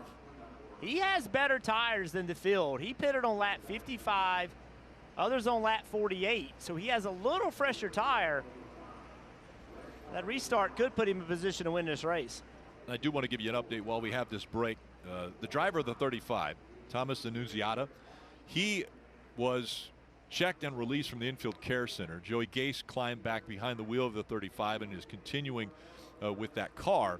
But just wanted to give you an update on that as that's Joey Gase behind the wheel of the 35.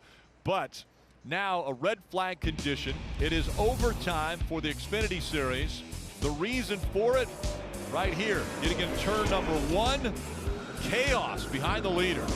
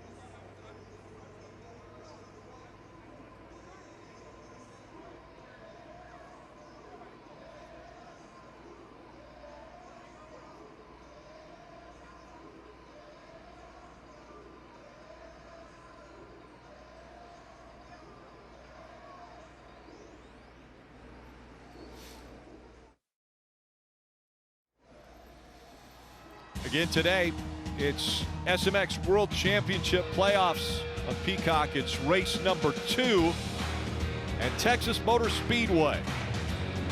Again, the favorites, Jet Lawrence, Eli Tomac, as well as Shane Sexton, all fighting. Sexton right now leads the points, but the points are doubled this time at Texas.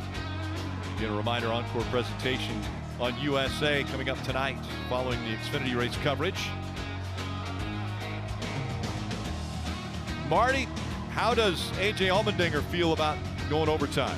Well, let's chat with Alex Yance, his crew chief, and they've been through everything today. They had a flat left front at one point, had to put a scuffed tire on it. I mean, you guys have fought back from so much, but he put it 3 wide there. How much do you like your driver in this scenario of an overtime finish?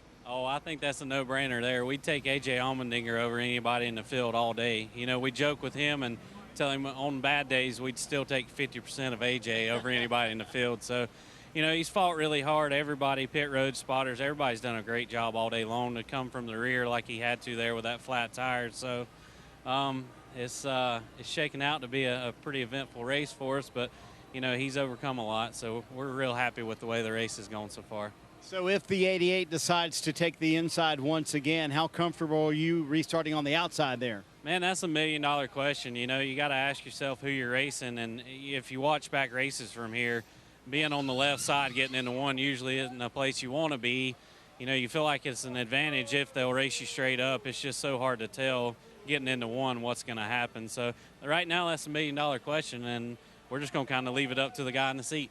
It's incredible to think this race team had 0 playoff points last week going into the Atlanta race. They finally got the stage win, and now a possible race win in front of A.J. Allmendinger. What would he be willing to do to make that happen? Well, Marty, let's ask him. We've been given permission to chat with the driver of the 16. Let's dial him up. AJ, it's guys in the booth. You with us? I got you guys. What's the game plan here? Hope and pray. Hope's not a strategy, AJ. Give us the story. Yeah, I don't know, Jeff. It's just trying to decide. Obviously, the 88 will take the inside there. I'm just trying to decide what's better, not front row or starting third. It's these late race restarts that we just saw there is chaotic. So just trying to figure out what the best plan is. Well, you did a great job launching that last time out of the restart zone. You had great forward momentum. You think you could get on the outside of him and use that to your advantage to be able to just drag race him off of turn one? Yeah, it's not so much the 88 I'm worried about going in the corner. It's the rest of them behind us. When you're on the outside, you're pretty vulnerable there, especially in desperation. So, yeah, we'll see. We'll figure it out. We'll make the decision when it's time and go from there. All right, we know you know what you're doing. Make it happen. Appreciate it, man. So the 7 is going to get the free pass. Again, earlier Justin Allgaier was in that gravel pit, stopped there, brought the caution out, went a lap down, so he's going to get that lap back. Right now he scored 30th. The first car scored a lap down. A couple cars are going to be off the track. Josh Williams, one of those, Anthony Alfredo, the other. So that'll be a couple spots for Allgaier. Let's listen in to Sam Mayer's radio. Now, we're still questioning what's going on with him because he is way up in turn one compared to the rest of this field. Let's listen to the radio. It's pretty iffy right now that we can make it. What do you want to do? You want gas? Because you're going to come out 29th, or you want to restart and try to make it? I'd rather go for the win and finish 34th, Marty. All right, let's go. I like two things. Marty Lindley has been a really good influence on Sam Mayer, kind of maturing him. I think he's getting him to execute at his finest, at its best. And I like right there where he was just honest. He said, here's the deal. Doesn't look good? What do you want to do? And I'm okay if the one says, well, if we don't think we can make it, let me just go back there and pass as many. I don't want to run out in front of the field. That's an acceptable answer to me as well. But I like that he kind of put it in Sam Mayer's hand. And let's not forget that's the same for Zilich, Allmendinger, Mayer, Gibbs. They are all short on fuel. Chandler Smith, who has gotten up to 5th, we believe. We'll have to see how timing cycles after the red flag, but he's the first guy on fuel. How about Sheldon Creed in 6th? He was on pit road lap 75, didn't take tires, Jeff. But he has fuel enough. Remember, that was the car. We talked to Wreck into turn 1, but Sheldon Creed was the one who lost the lead here a year ago with the speedy dry everywhere. Will maybe the speedy dry this time fall his way? It helps him out. The reason why the one's up there, by the way, NASCAR told him he did not hear the red flag when they told them that the red flag was coming out, so he was still rolling forward. That's why he's where he is. All right, let's catch up on how we got to this point. Again, 3 laps remaining in this race, but it was Connor Zilich, after winning the pole, dominant early. Yeah, Connor drove away from everybody. One of the largest leads we've ever seen that early in the race. Drove on to win the first stage. And then the 81 of Chandler Smith, debris on their nose, overheating. They were able to come in and put some water in it, though, and continue their day. Another mechanical issue for the 8 of Sammy Smith. The right rear shock mount issue, had to come in and repair it. He was able to rejoin and is back on the lead lap. William Byron gets the stage 2 win. Then we saw Allgaier get into the gravel pit, and Mike Skeen also in that 87 was able to get through, but issues in the bus stop where you're supposed to go on the regular route, and they didn't when that caution came out. And then SPG came down pit road, was busted for speeding, so had to come back down pit road again. Still lining up in 9th on this restart. Restart chaos. We've seen it before. Try to find your driver in the mess, and hopefully he's not one of these drivers that gets spun around. Big hit for the 21 of Austin Hill. Zilich did a nice job. He kind of got away there. We'll see if he's able to do it this next time. The 21 with a lot of damage. The 5, Anthony Alfredo, has been checked and released from the infield care center. And again, the red flag came out because of all of the fluid on the racetrack there just through the turn 1 area. Safety clean is a lot of speedy dry going on the racetrack. When you got to refill the hopper. Yeah, not a good sign. No, that's not. Look at all of it. Steve mentioned it. Well, now, unless you're the guy that sells the speedy dry, then it's a good thing. Yeah, stock's going up. Entrepreneur, aren't you? So again, reminder, Zilich's first start in the Xfinity Series. Yeah, you can see this speedy dry, and although they'll clean it up and try to get as much of it off of this racetrack as possible, this is in the fastest part of the racetrack, climbing the hill up these S's. And you have to wonder, as much as they try to get it clean, will it be completely clean, and who will that affect? They'll roll through this before they will have to make the decision as far as choosing which lane once we lift the red flag and go back to yellow. I always hated this as a driver. You know, we talked to AJ, we had the in-car camera. You know, he's been sitting there for quite a while. This red flag's been going on, and you know, for almost 10 minutes. And these race cars, with the transmissions, the rear gears, the brakes, the engine, the radiator, all of that heat gets soaked into this chassis. And when it's sitting there, there's no air going anywhere, and it is smoking hot inside this thing. And then you can't really use your head cooler because it burns the battery down. There's no alternator running to recharge the battery. Can't use your cool suit. It is just heat soaking the driver at this point. It is miserable. Well, let's just go back to last year and remember what happened with the late restart. Yeah, this looks familiar.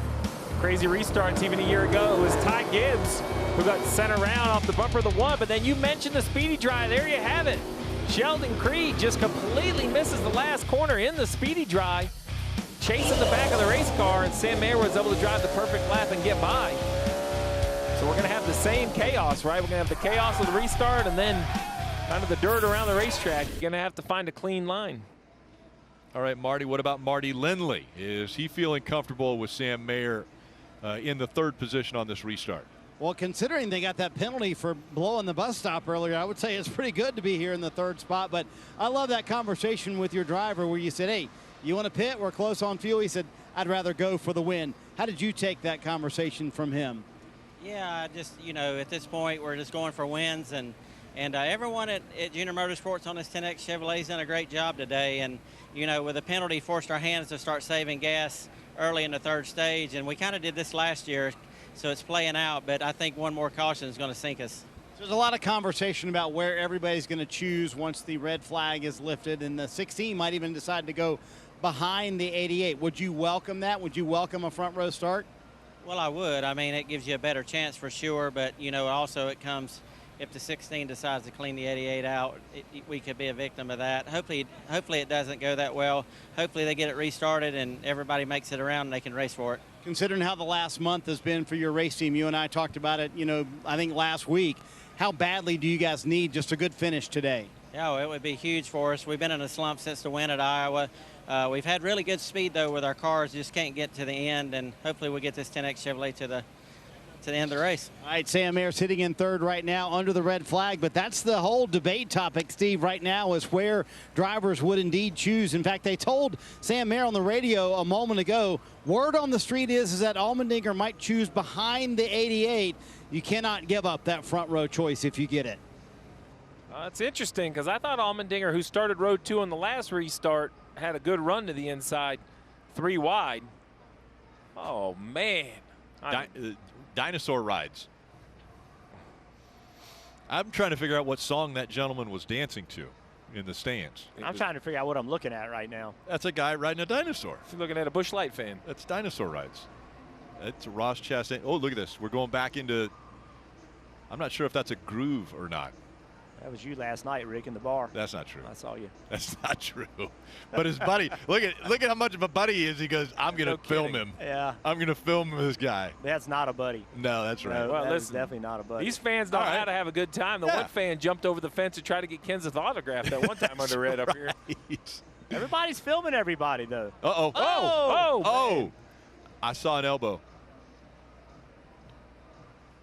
There you go. Oh, a lot of love going around here. We better get the camera back on race cars. Camping, the fans, just having a great time.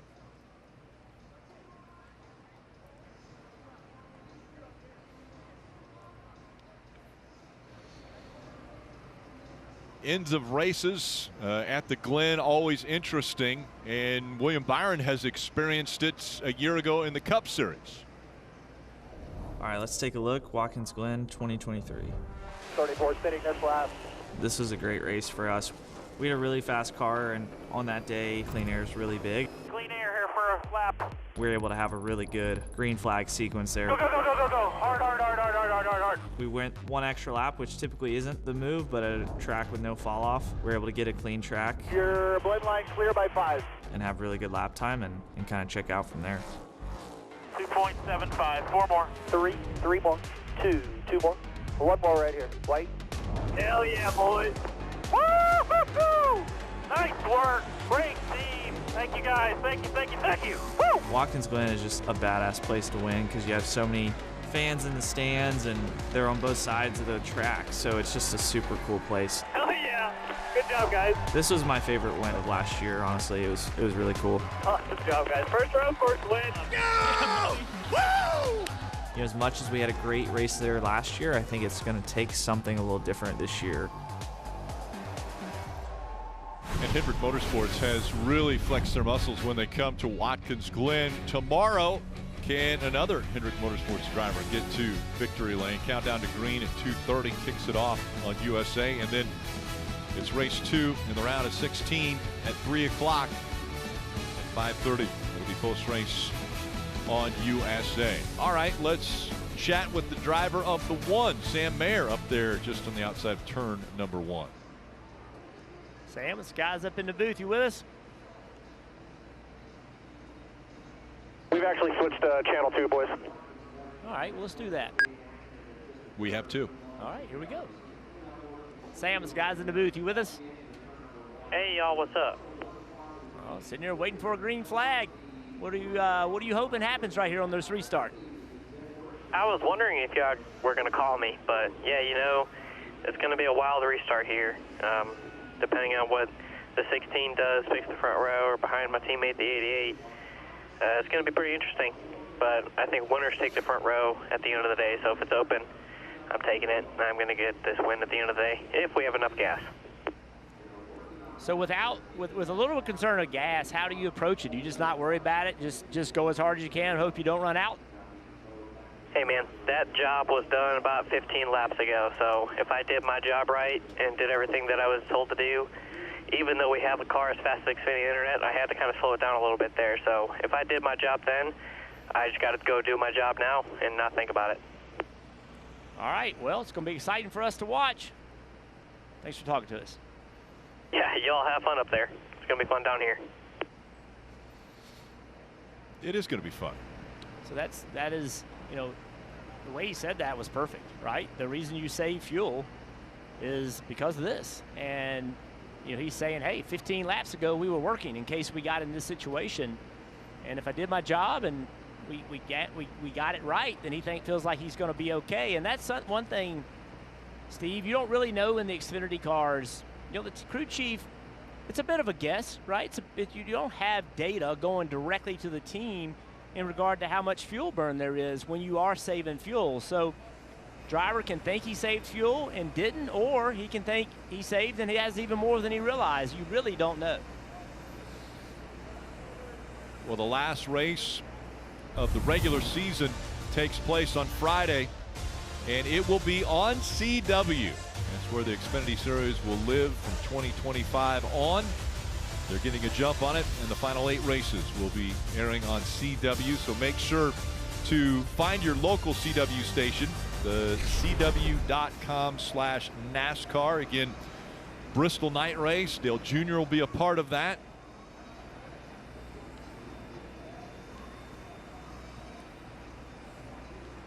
Chandler Smith right now scored in the 5th position, and he also has requested that we give him a call on the radio. So now we've got drivers trying to talk with us. Steve, why don't you dial him up? Let's check that out. Hold on. Hey, Chandler, it's the guys in the booth. You got a copy? Yes, sir. Well, it's been quite the day, up and down. Last on pit road, a lap 55 for a couple tires, and most importantly, some of that Sunoco fuel. How you feeling about this final shot at it? I'm stressed out. You watched last year's ending of the race, and I'm right in the catbird seat, so it could go either way. Just super proud of everybody at Joe Gibbs Racing and the piece that they brought me this weekend. We have a really fast number 81 Smith General Contracting Toyota GR Supra, and it's been as fast as Xfinity Internet all day. Honestly, I've been the weak link, just trying to figure everything out. I'm still new to road course racing and trying to adapt and get better and learn by every lap, and I feel like you could probably see that in my performance today. So proud of everybody on pit road, proud of Jeff Mendring for the strategy call, and see if it's in the good Lord's timing today or not. Well, you're doing a heck of a job behind the wheel from up here. We talk a lot about where you choose when you're in the front row or maybe the second row, but as you get further back, sitting in the 5th position, is it just as many rows forward as you can go, or do you have a preferred line inside or out? I got a preferred line that I wouldn't like to go on the record and talk about, honestly, just because of the natural people wreck where they go, but at the same time, it's also all generated typically from one line. So you just got to be calculated and try to get out of turn 1. And I think if you get out of turn 1, anybody has a shot at it. I mean, look at it last year. So. All right, man. Well, good luck. Appreciate you taking the time. Yeah, thank you, guys. Enjoy it. Oh, we will. And they are going from red to yellow as far as the flag color so that we can get racing back underway. And looks like guys are making their way back up to the scaffolding so that they can get a good view of the finish of this one. Poor dog, man. He wants to get a seat. Can't get up there. Let's think back on A.J. Allmendinger and the Cup Series as we flash back to 2014.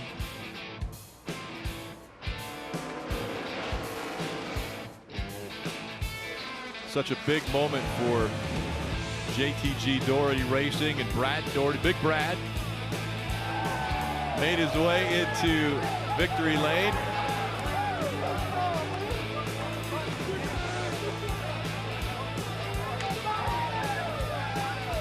It's the biggest ratio between the driver and the owner size in NASCAR history, it's fair to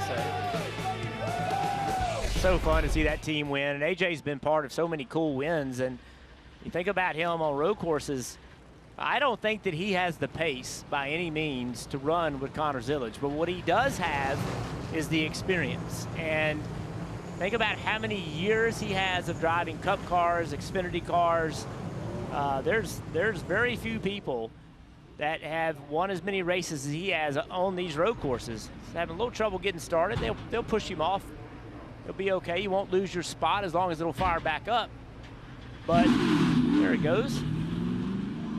Think he had just a little panic? I was going to say, a little bit worried about maybe saving enough fuel. Well, he was definitely looking around, wanting to know what's going on here.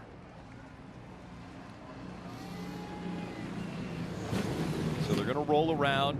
We mentioned that the free pass went to the 7 of Allgaier, so he's back on the lead lap, Marty.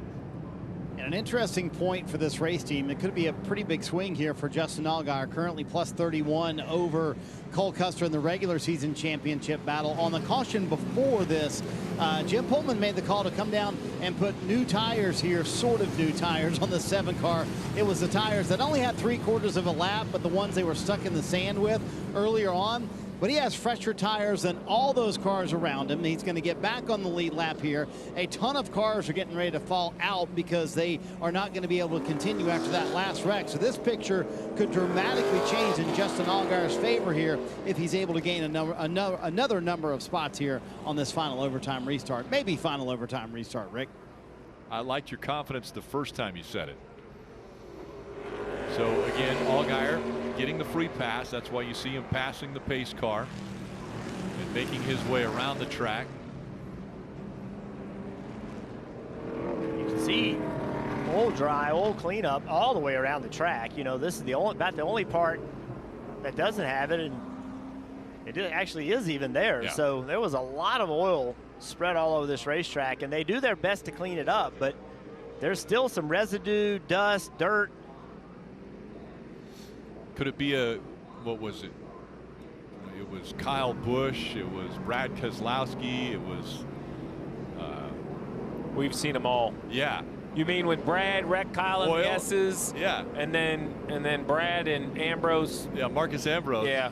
Raced probably one of the more fun races to watch. Wrecked in the S's is aggressive. Yeah. There was contact. I'll give Brad the credit for it. So we still got a water bottle out here. You don't want to scoop that up. They'll pick it up, but they're still trying to clean up some of the speedy dry. That speedy dry there is right on corner entry, heavy braking zone. And, you know, the more caution laps these guys run, the more opportunity to burn fuel and, of course, run out of gas. Yeah. So these guys are hoping that they go ahead and go green right here. I don't know that they can. Well, they've already passed the choose, so they're definitely not going this time. They got to go again. This is that race we were talking about. Keselowski gets into Busch, and here comes Marcus Ambrose. He gets to the back of Brad Keselowski.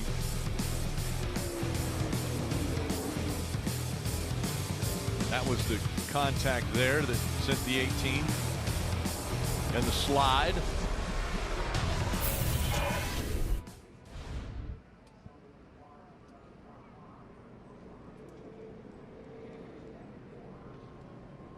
All right, so pretty quiet crowd, or pretty quiet race cars rolling around here. Yeah. Not a lot of fuel being burned. We'll see if anybody decides enough's enough and they come to pit road. It doesn't look like it. AJ checking his mirror. He's wondering the same thing. Yeah, almost a 20-minute red flag. So now as a driver, I got to get my head back in the game. It's okay to take a little bit of a break, kind of go somewhere else to ignore that heat in the race car. But now it's time to go. And what is the game plan?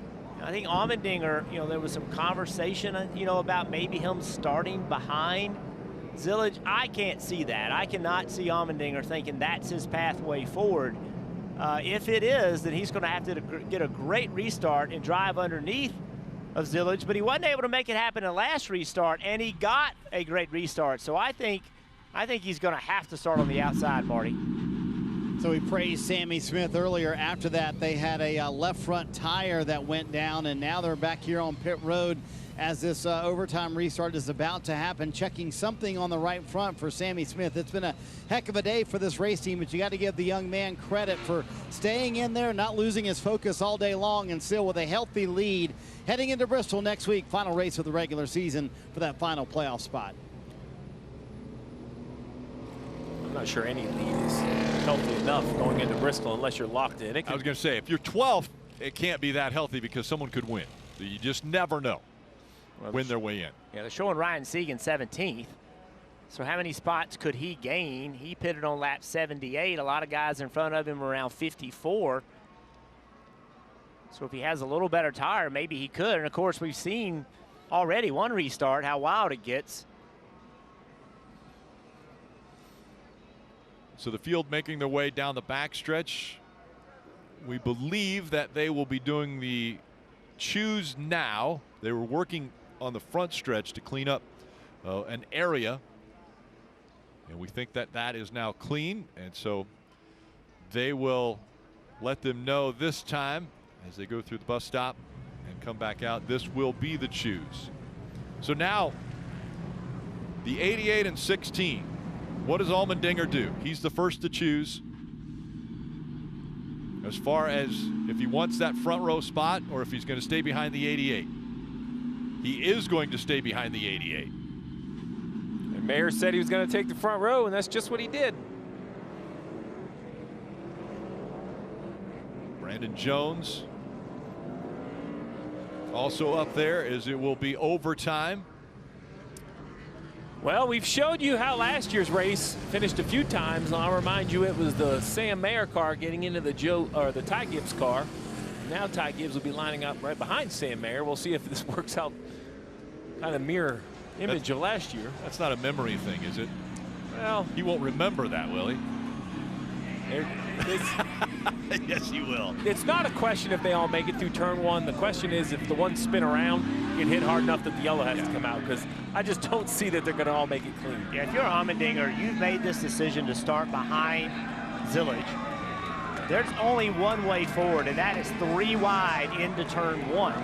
If you leave turn 1 behind Zillage, unless he runs out of fuel, I don't think he has the pace to get by.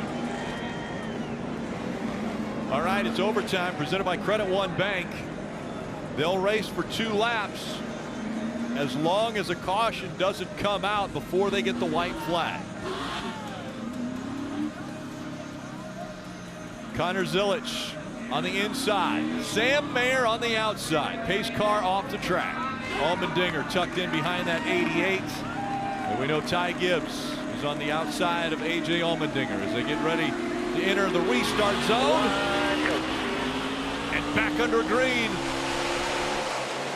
One car not rolling quick enough. He gets out of the way. Side by side into one. Zillage will move the one up the racetrack, and Zillage clears easily the one of Mayer, and now up the S as he goes. Connor Zillage away with the lead. Sam Mayer in the 1, falls in second.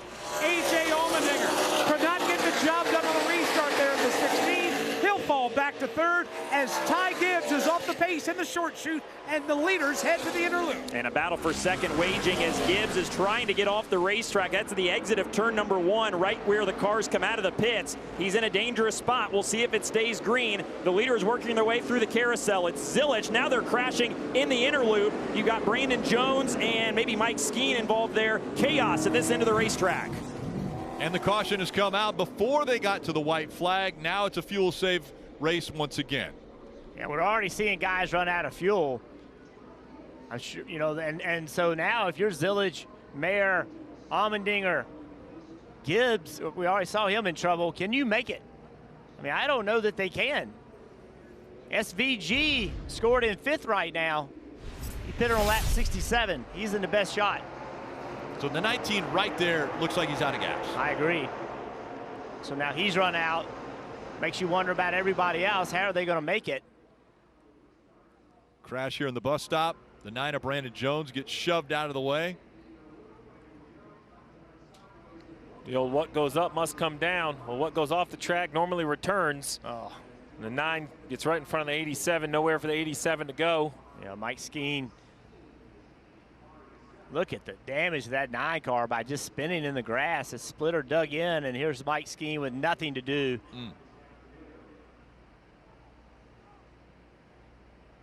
And the one team of Mayer reacting. Well, and their confidence with the 19 running out of gas has to drop even more. Oh, yeah. The 88 team was like, man, we were so close. You know what's interesting is normally a guy running second and you get the caution, they would have been excited. Hey, we got another shot. Take it at them, but they are just terrified they're going to run out of fuel here. Well, SVG up to 4th. You mentioned it. You got by Chandler Smith there on about that half a lap before the yellow came out. So now SVG really sitting. I think if I could pick a guy to be, that's who I'd want to be. I just can't see the 16, the 1, the 88 extending this fuel. And remember his path. He sped on pit road late in this race. We thought he's going to go to the back. There's no way there's enough time. But with 2 overtimes, he's in a pretty good spot. So now the possibility is out there that SVG could go his first 4 wins are 4 straight wins at the road courses, which has never been done before. Yeah, remember the conversation Sam Mayer was having with Marty Lindley, the crew chief. Marty, before this restart, said, hey, we're going to run out of gas most likely. What do you want to do? And the decision was, let's go for it. Well, so now is it inevitable they're going to run out of gas? And if it is, you know, being in complete denial about it isn't going to fix the problem. You may be better off coming down here and pitting. AMR safety crew's been busy today. They're going to push the 19 all the way back to pit road. A reminder coming up next, the encore presentation of Super Motocross World Championship. That playoff race number 2 from Texas.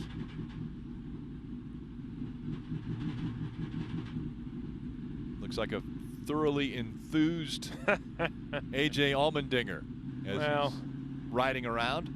You know, as a race car driver, you don't want fuel. I mean, fuel's part of it. It's a team sport. All of those things add up. But, you know, AJ wants to show his talents. And this fuel situation might take his opportunity right away from him.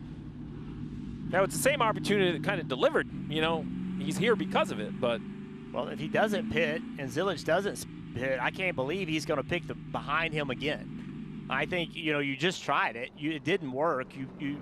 I think you have to change strategies, but it'll be interesting to see what guys do here on the restart. If I'm Allmendinger, I'm going to the outside the next time. Well, do they stay out?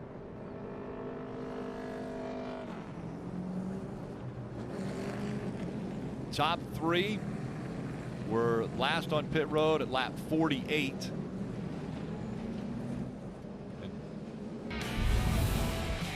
Again, the reason for the caution, the 9 here of Brandon Jones, and the 87 of Mike Skeen stops on the racetrack.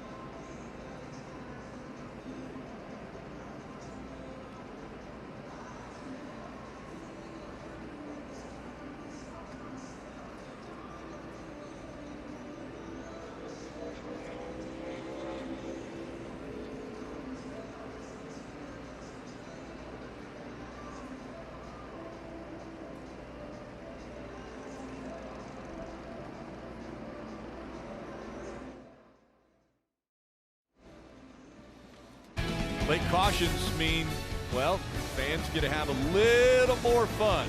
Hey, wait a minute, Jeff. Is that you? Let's go. Jeff, they brought prime rib. I'm ready. All right. Guys, get ready. Is that the bus? Is that the... Diffie was supposed to be over there, and I don't see a Diffie on the roof. So we're going to have a serious conversation with Diffie tomorrow. Well, the prime rib is for me. I don't know about y'all. All right.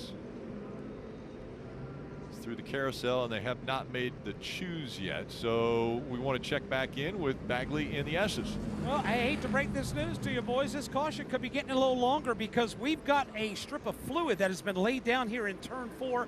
It is at the top of the hill. Matter of fact, an AMR safety truck has arrived on the scene. It's about maybe 20, 30 feet long, but it's definitely going to have to be tended to. Right now, that's where it is, right there, and it just happened under this last lap. I don't know if he's driving away just ignoring it or if he's going to tell somebody they're going to fix it.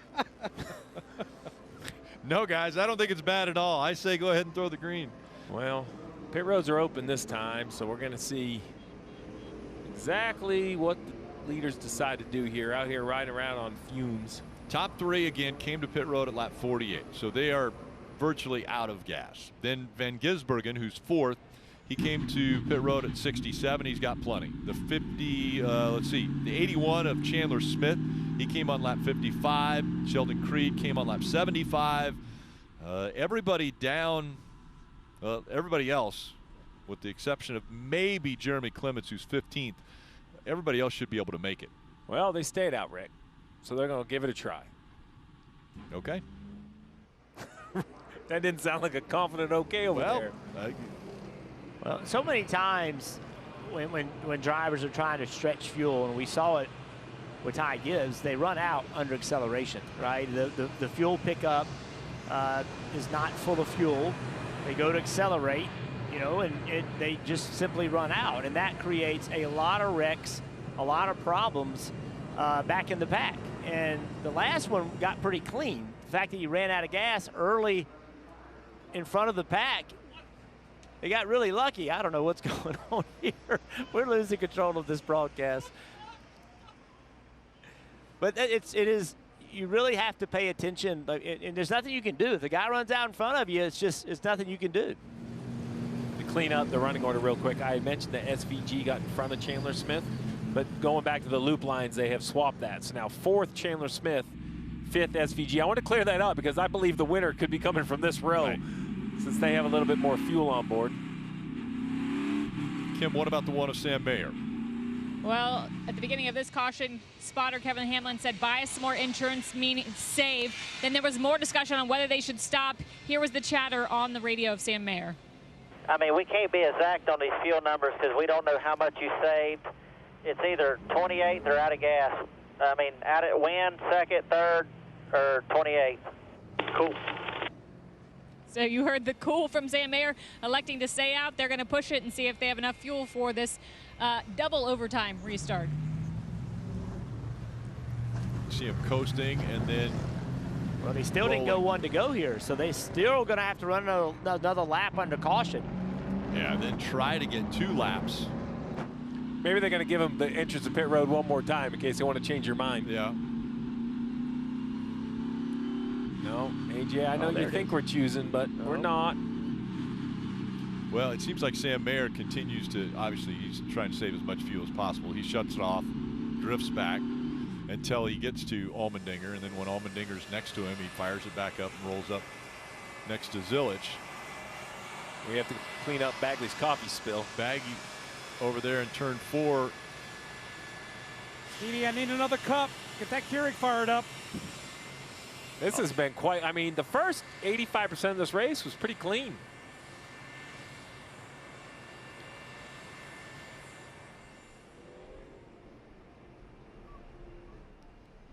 So we saw the jet dryers over there, but there wasn't any speedy dry put down. So let's take this pressure-packed finish right here, and let's look ahead for tomorrow. With playoffs on the line, points so important, second race of the first round. I got it out there eventually. Second race of the first round after the chaos in Atlanta. How do you call the race? Do you call the race like it's going to run 90 laps? Do you call the race for 2 or 3 overtimes? You know what I mean? The pressure on these guys to pit, Zilich, Mayer, Allmendinger, you know, it's will we make it, will we win, will we not? Well, think about this group. If you're Suarez or Larson or maybe Denny Hamlin, who got in that wreck late at Atlanta, you're going to be riding around late tomorrow. Chris Gabehart is going to be stressing whether they need to come get fuel or not. Because one thing that makes road course racing so difficult is the number of cars on the lead lap. I mean, currently, you know, we're still looking at what, 24, 25 cars on the lead lap. So you can be the leader, run out in overtime and give up 25 points in the last half mile. I mean, the stress level is going to be through the roof tomorrow. And honestly, if it wasn't for crashes, we would have way more cars in the lead lap. Yeah. I mean, it's a lot of these guys are out just simply because they got in one of these last wrecks. So it's not uncommon to see 30, 32, 34 cars. It could happen And a big swing in points. You see our estimation. They're out. They've been out. Yeah. You know, this is that person, which might be me. You know, when your gas light comes on your car, you're just like, nah, I'm going to go by this next exit. I'm going to keep going. I'm going to see how far I can go. Well, when it says range and then it gets down to, you know, like 12 and then down to 8 miles and then it just says low.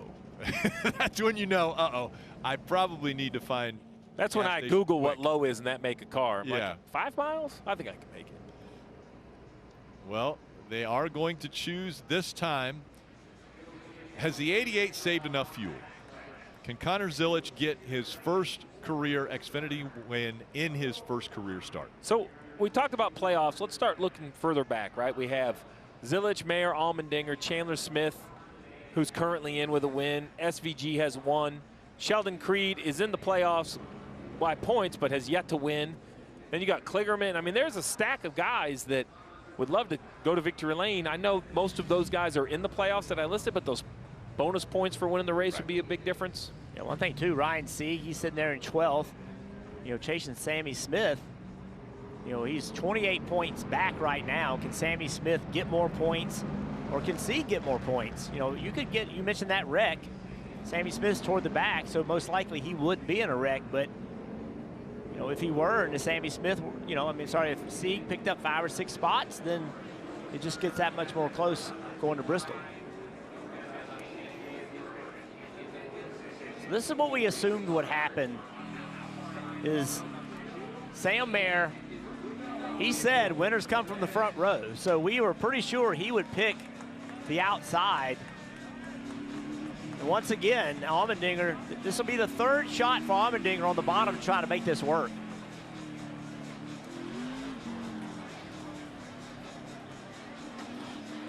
Zilisch and Mayer making up row 1. Then it's Allmendinger, Van Gisbergen. They are in row 2. Chandler Smith, Sheldon Creed, Parker Kligerman, Ross Chastain, Riley Herbst, Jesse Love. Top 10. GR Supra, he's got plenty of fuel. But it doesn't matter for the pace car. It's going to pull off here in just a moment. Who has enough of the top 3? They are the question mark. Zilisch, Mayer, Allmendinger. We're going to try it again. 2 laps remain. It's overtime.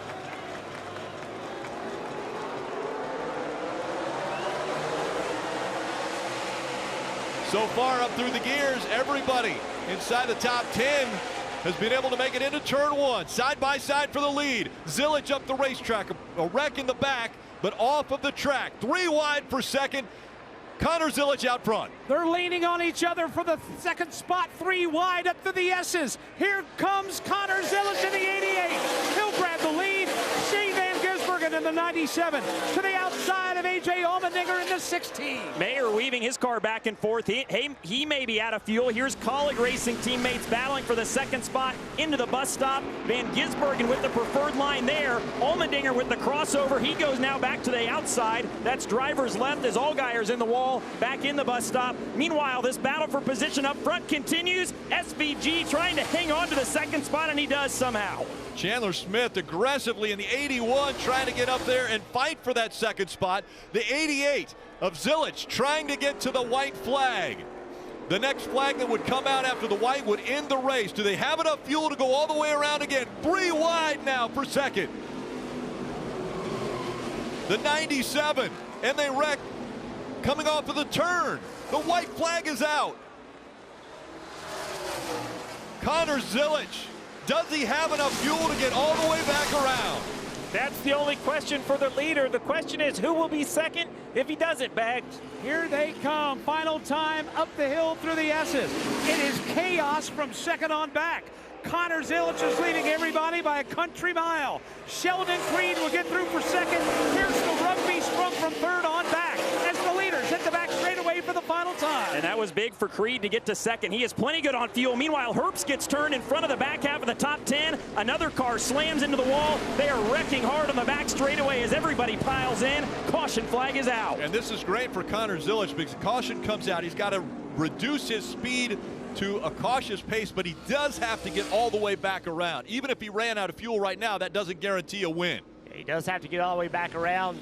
And you're seeing right here, Sheldon Creed's trying to go by him, but he can't.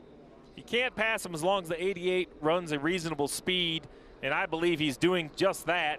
It's downhill from this point of the track, Rick. The 88 should be able to coast it home. Look, you did a hell of a job today, buddy. I'm so proud of you. This was what the effort went into. Thank you, all you guys. 88 group, y'all been awesome the whole time. The 18-year-old Connor Zilic is going to win in his first start at the Glen. Let's go!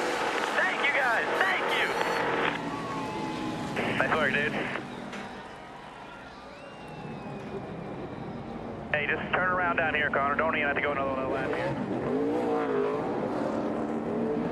He's got enough fuel to do a burnout. What a smart race we just saw Connor Zilic run. Did it all, right? Had speed, had patience, saved fuel, had great restarts. Everything that you could throw at an 18-year-old, he answered the call. There's Ryan Sieg. Saw him climbing out of the car. Brennan Poole's out of his car. The chaos ensued. We'll take another look at what brought the caution out. Yeah, this is the restart.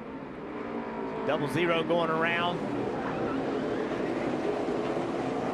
And I got to tell you, I can't believe there wasn't a caution before. The battle for 3rd, 4th, 5th, 6th, it was wild. Here was the 7 of Allgaier spinning in the bus stop. Hey, look at this. Out of 6 as they were coming to the white flag here. The one of Mayer back around. He got it refired and going again.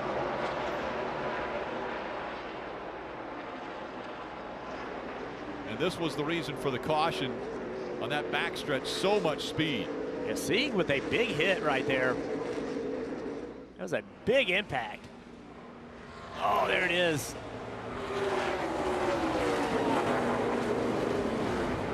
Wow.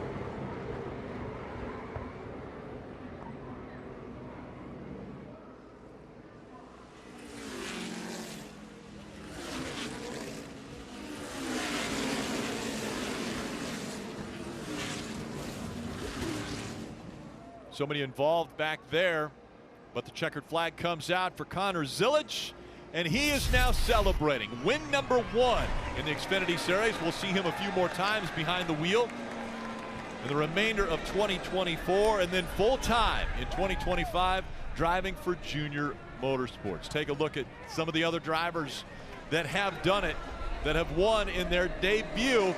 Connor Zilic adding his name to that list.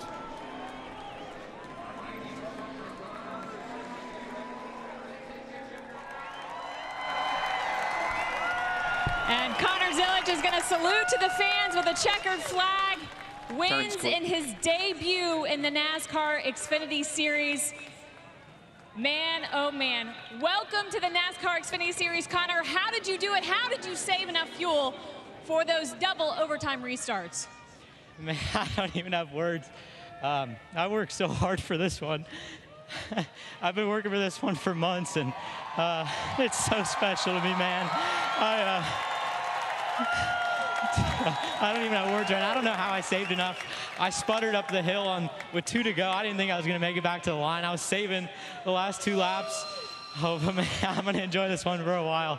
That's special, and I can't say enough about Junior Motorsports. Everyone who supports me, Team Trackhouse, Silver Hair Racing, Carolina Carports for coming on board on my debut, all the fans for showing out today. Thank you guys so much, and 101, not bad. Your primary mentor is Josh Wise, and of your evolution, he said, I hope Connor makes mistakes. That's how you learn as a race car driver. That's how you evolve.